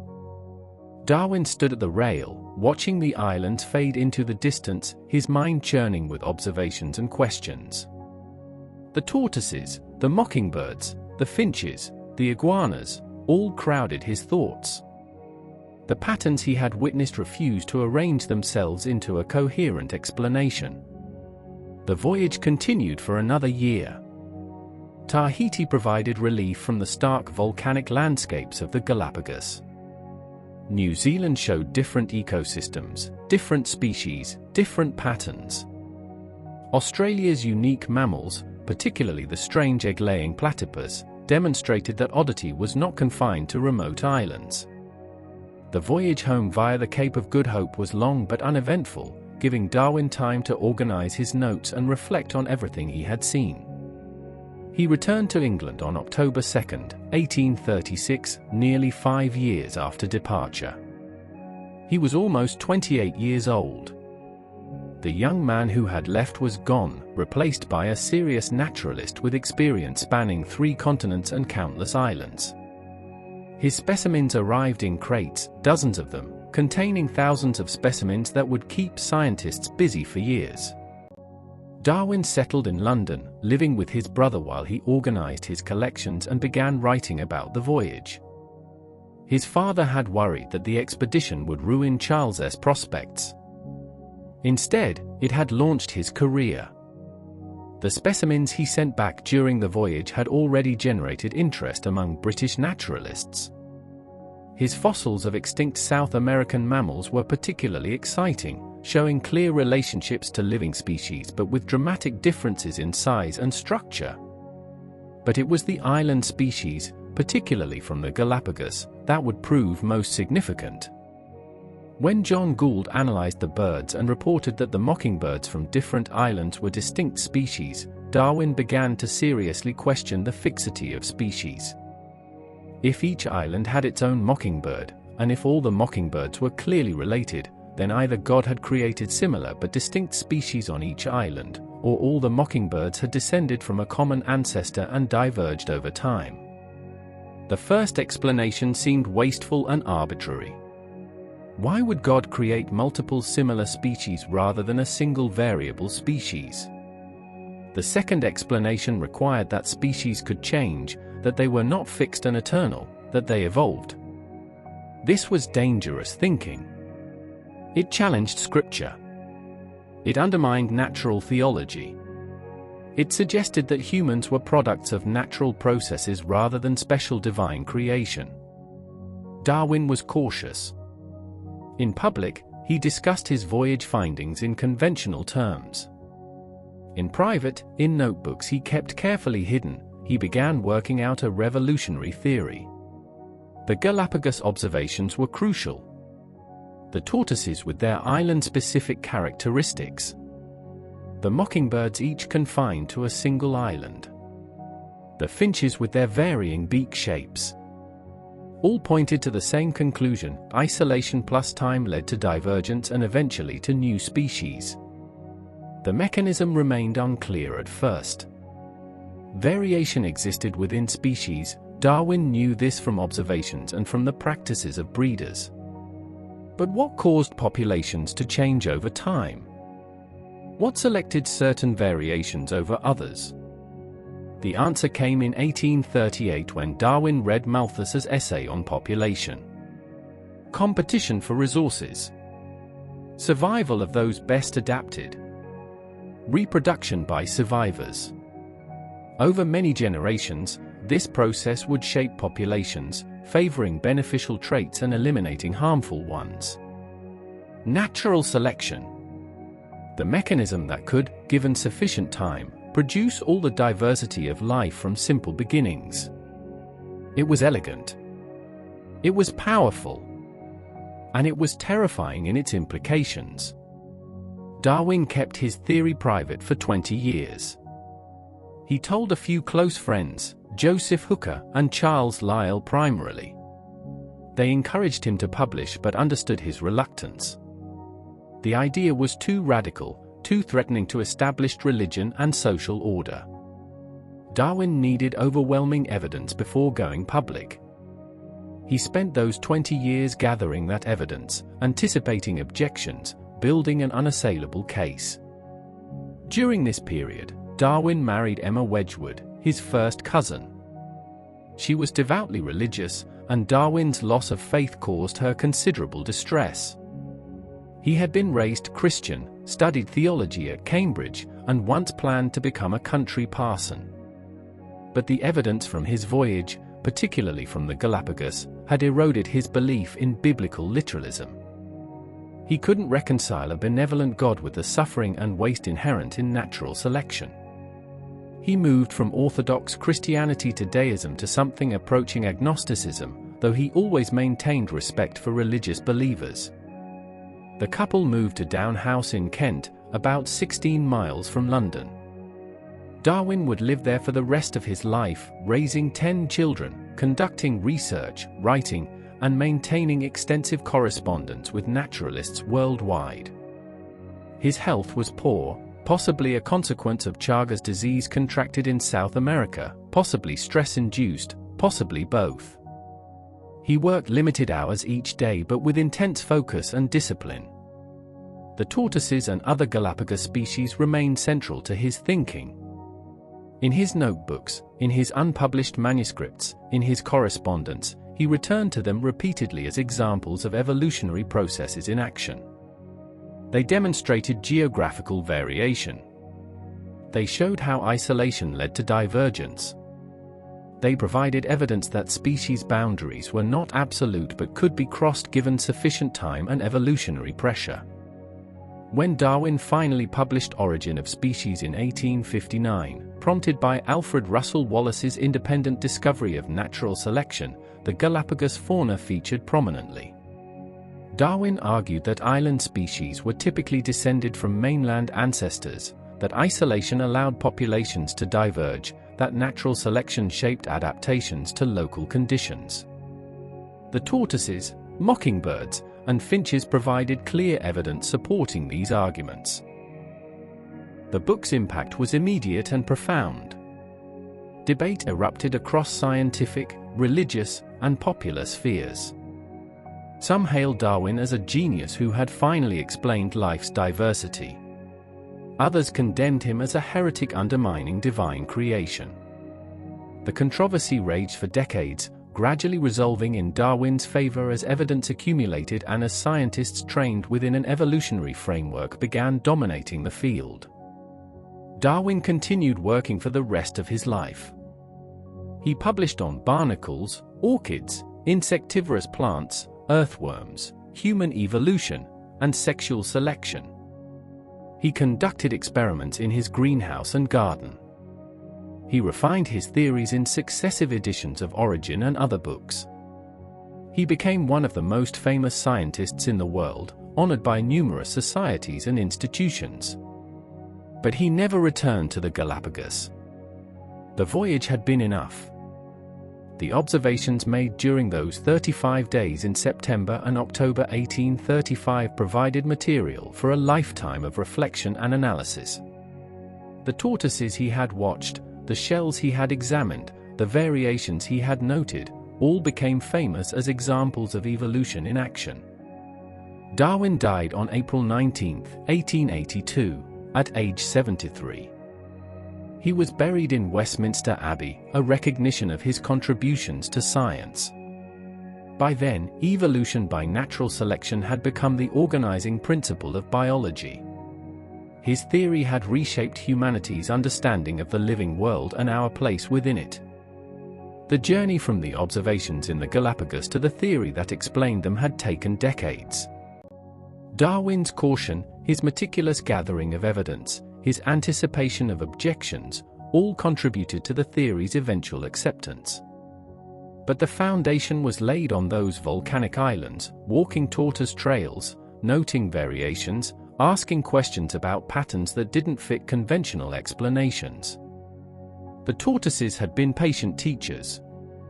They had simply existed, bearing on their shells the evidence of their evolutionary history, waiting for someone observant enough to recognize what that evidence meant. Darwin had been that observer. His journey home from the Galapagos was not just a physical voyage across the Pacific but an intellectual journey from conventional creationism to revolutionary evolutionism. A journey that would change the world. The Galapagos tortoises occupied a unique position in the development of evolutionary theory. They were not the primary evidence that convinced Darwin. The finches and mockingbirds played larger roles in his initial thinking, but they became powerful symbols of evolution in action, and their story illustrated key principles of how populations change over time. Darwin's published references to the tortoises were relatively brief in Origin of Species. He mentioned the variations between islands and used them as examples of geographical races or nascent species. But in his private notebooks and correspondence, the tortoises featured more prominently. He repeatedly pondered Lawson's claim about identifying tortoises by their shells, frustrated by his own failure to carefully record which tortoise came from which island. Later scientists would fill in the gaps Darwin left. Systematic surveys of the islands in the late 19th and early 20th centuries documented the tortoise populations in detail. Researchers collected specimens, measured shells, recorded geographic distributions, and began the work of classifying the different forms. Were they varieties of a single species? Subspecies? Separate species? The questions Darwin had struggled with were approached with better tools and more systematic methods.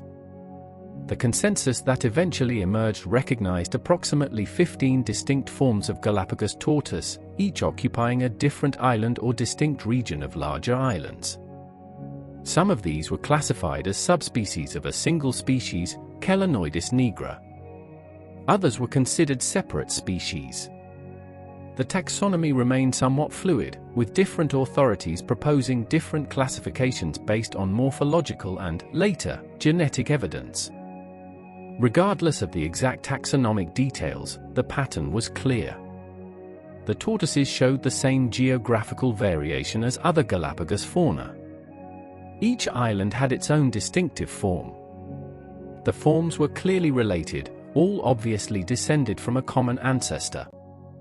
But they had diverged over time, accumulating differences that reflected both random genetic drift and adaptation to local conditions. The saddleback and domed shell shapes became textbook examples of adaptation. On islands with abundant low-growing vegetation, tortoises with domed shells had no particular disadvantage and benefited from the increased internal volume for organs and fat storage.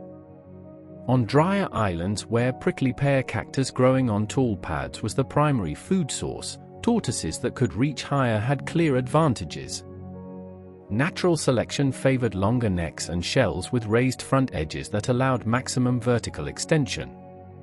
The elegance of this example made it popular in evolution education.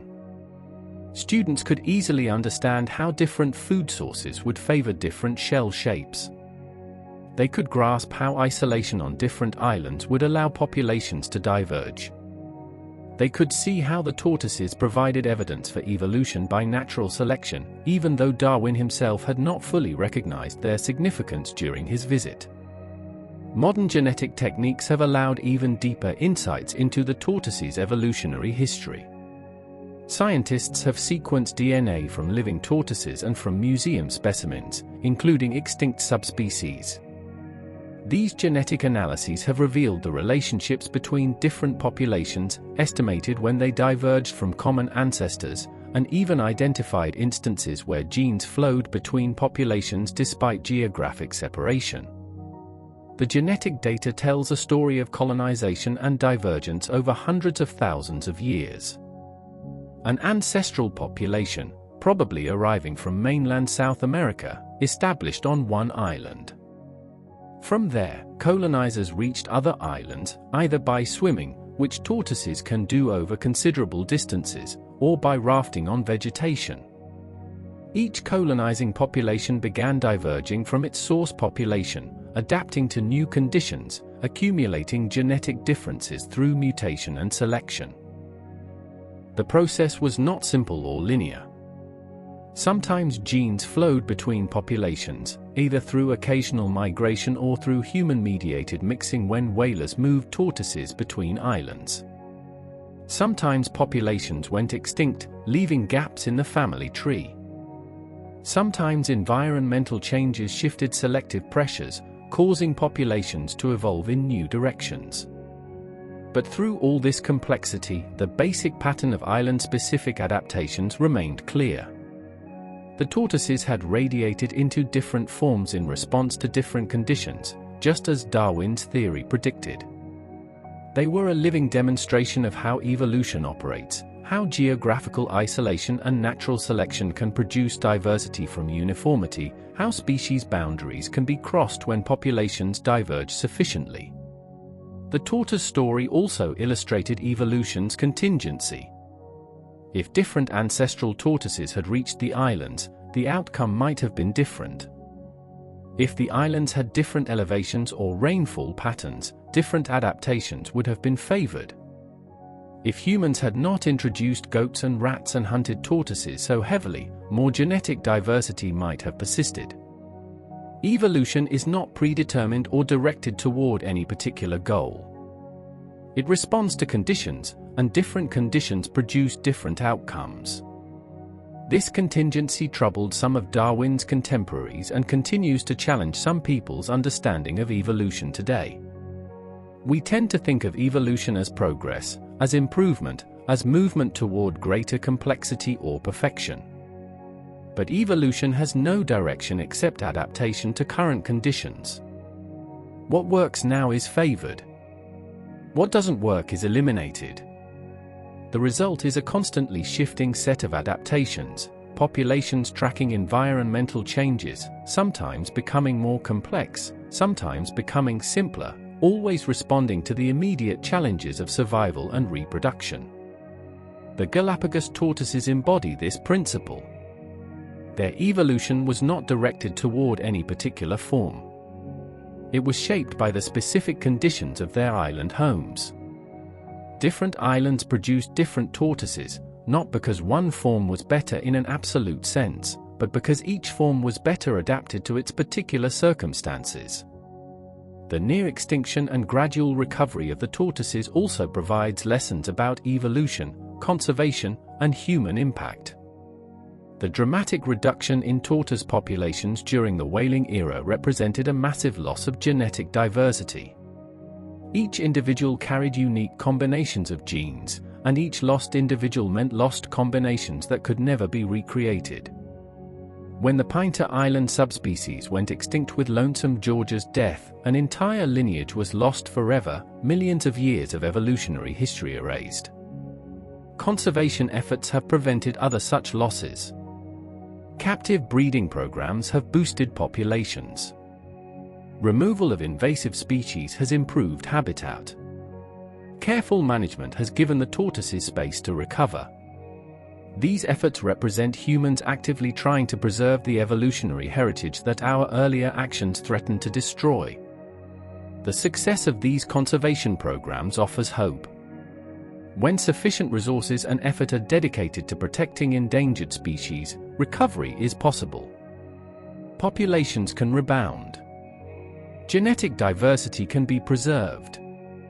The processes that Darwin recognized, the slow accumulation of changes through natural selection, can continue operating if we protect the species that embody those processes. The Galapagos tortoises have become symbols not just of evolution but of the need to conserve biodiversity. They represent both the fragility of island species and the possibility of recovery through dedicated effort. They remind us that evolution continues all around us, that species are not fixed and eternal, and that our actions can either preserve or destroy the products of millions of years of evolutionary history. Darwin's tortoises still walk the volcanic slopes of their island homes. They still follow the trails worn deep by their ancestors. They still feed on cactus and grass, drink from springs, and bask in the equatorial sun. They carry within their genes the same story they carried when Darwin first observed them, the story of adaptation, of divergence, of evolution operating across deep time. That story is their legacy. And ours. The observations Darwin made, the questions he asked, the theory he developed, all began with careful attention to the natural world. The tortoises were teachers, though they taught passively, simply by existing, by bearing the marks of their evolutionary history, by being present when someone curious and observant enough finally arrived to recognize what those marks meant. They are giants in more ways than one. Giants in size, certainly. But also giants in their contribution to human knowledge, giants in their demonstration of evolution's power, giants in their embodiment of life's resilience and diversity. They were there when Darwin arrived in 1835. They remain there today, nearly 200 years later. And if we manage our stewardship of the planet wisely, they will still be there centuries hence, continuing their slow walk through time, living evidence of evolution past, present, and future. And so we reach the end of our journey. A journey that began in Plymouth, England, in December 1831, with a young naturalist boarding a small ship bound for distant waters. A journey that took us around the world, to rainforests and pampas, to fossil-filled cliffs and earthquake-torn coasts. And most importantly, to a cluster of volcanic islands straddling the equator, where giants walked and secrets waited to be discovered. Charles Darwin spent 35 days in the Galapagos. A little more than a month out of a 5-year voyage. Yet those days provided observations that would echo through history, contributing to one of the most profound shifts in human understanding ever achieved. The realization that species are not fixed and eternal, but changing and dynamic. that life has a history, a family tree stretching back through millions of years. That humans are part of this tree, products of the same evolutionary processes that shaped every other living thing. The tortoises were part of this realization. Not the only part, not even the most important part initially, but part of it nonetheless. These ancient reptiles, with their island-specific shell shapes and their patient, unhurried lives, demonstrated principles that applied across the living world. Isolation leads to divergence. Adaptation shapes populations to fit their environments. Given enough time, given sufficient changes, populations can diverge so much that they become distinct species. The elegance of this process, its simplicity and power, continues to amaze nearly 2 centuries after Darwin first glimpsed it. Natural selection requires only 3 conditions: variation within populations, different survival rates based on that variation, and inheritance of traits from parents to offspring. These 3 conditions, operating across generations, can produce the entire diversity of life on Earth.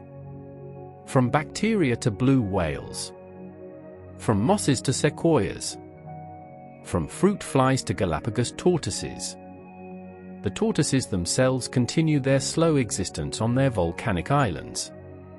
The populations that were nearly destroyed have mostly recovered, though some subspecies are gone forever. The islands are protected now, designated as a UNESCO World Heritage Site, carefully managed to preserve their unique ecosystems.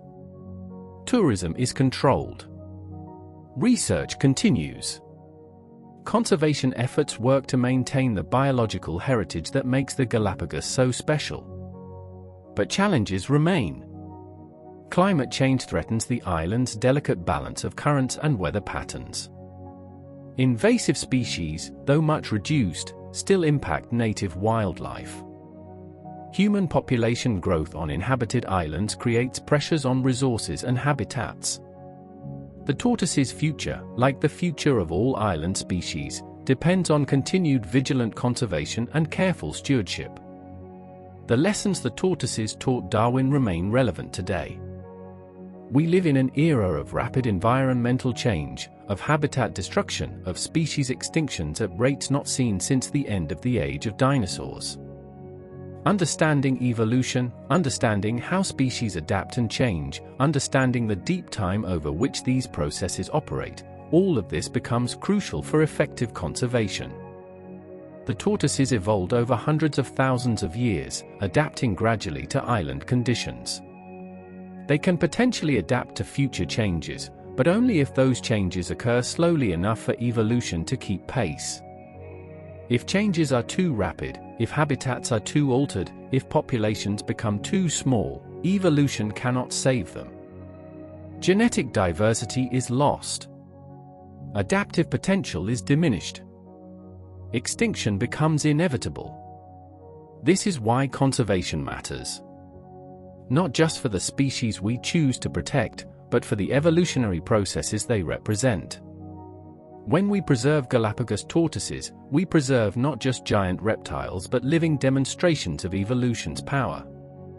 When we protect their habitats, we protect the conditions that allow natural selection to continue operating.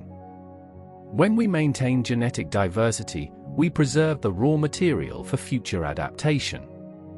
The story of the tortoises is ultimately a story of attention. Darwin paid attention. He looked carefully at the world around him. He noted patterns. He asked questions. He was willing to follow evidence even when it led to uncomfortable conclusions. His observations in the Galapagos were not particularly sophisticated by modern standards. He didn't have genetic analysis or satellite tracking or computer models. He had his eyes, his notebook, and his willingness to observe carefully and think deeply. That remains the foundation of good science. Careful observation. Thoughtful analysis. Willingness to question assumptions. The tools have become more sophisticated, but the basic approach endures. Watch the natural world. Note its patterns. Ask why those patterns exist. Seek explanations that account for all the evidence. Be willing to revise those explanations when new evidence emerges. The tortoises taught these lessons to Darwin. They teach them still to anyone willing to observe, to wonder, to ask questions about the giants walking the volcanic slopes of remote islands. They embody deep time, showing us what evolution can accomplish across hundreds of thousands of years. They demonstrate adaptation, their shells shaped by the challenges of their island homes. They represent both fragility and resilience, nearly destroyed by human exploitation but recovering through dedicated conservation effort. As we close this journey, as our voyage comes full circle back to the present day, we carry with us the insights Darwin gained. We understand that life is not static but dynamic. That species change and adapt. That isolation and natural selection can produce remarkable diversity. That humans are not separate from nature but part of it, products of the same evolutionary processes that shape tortoises and finches and mockingbirds. This understanding brings responsibility. We have the power to destroy or to preserve, to accelerate extinctions or to slow them, to protect habitats or to destroy them.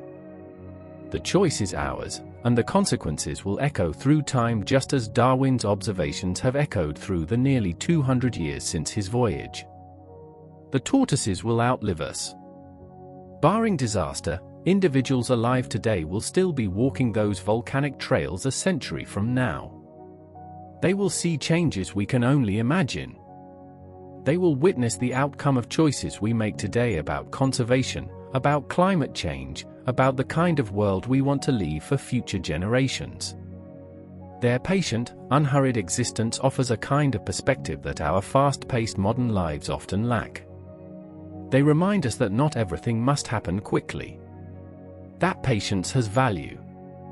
That slow, steady persistence can outlast urgency and haste. They have survived for millions of years not through speed or aggression but through endurance, through adaptation, through simply continuing when conditions allow. There is something profoundly calming about this perspective. In our rush to achieve, to accomplish, to leave our mark, we forget that the world operated for billions of years before we arrived and will continue for billions more after we're gone. The tortoises understand this in their ancient, reptilian way. They are not hurrying. They have time. And so we thank them. Thank them for being there when Darwin arrived, for bearing on their shells the evidence he needed, for teaching lessons they never intended to teach. Thank them for surviving the centuries of exploitation, for recovering when given protection, for continuing their slow walk through time. Thank them for reminding us that evolution is not theory but fact. That life has a history. That the diversity surrounding us came not from separate creation but from gradual change across vast spans of time. That we are part of this story, not separate from it, and that recognizing this connection changes how we understand ourselves and our place in the world. The sun sets over the Galapagos. The volcanic peaks catch the last light, glowing red and gold. The giant tortoises are settling into their evening rest, finding shade, preparing for the cool night ahead. They have walked their trails today as they have walked them for countless days before. They will walk them again tomorrow. And somewhere, perhaps on one of those islands, perhaps in a laboratory studying their genetics, perhaps in a classroom learning about evolution, someone is paying attention. Observing carefully. Asking questions. Following in Darwin's footsteps, continuing the work of understanding the natural world and our place within it. The voyage continues. The observations accumulate. The understanding deepens. And the giants, patient and enduring, walk on. Before I leave you tonight, I want to thank you for joining me on this journey through history, through science, through the remarkable story of Darwin and the tortoises of the Galapagos. If you enjoyed this quiet exploration, please consider liking this video, subscribing to the channel, and sharing your thoughts in the comments below. Your support helps me create more of these peaceful journeys through science and history, one relaxing story at a time. And for now, let the image of those patient giants settle into your mind. Let their slow, steady walk become the rhythm of your breathing. Let their ancient wisdom carry you gently towards sleep. The tortoises are still walking. Their story is still unfolding. And you, like Darwin before you, have been witness to a small part of that story. A moment in the vast flow of time. A connection to the deep history of life on Earth. Rest well. Dream of volcanic islands and patient giants. And wake tomorrow with the curiosity and wonder that drove Darwin to ask questions, to seek answers, to change the world through careful observation and thoughtful reflection. Good night. And thank you for watching.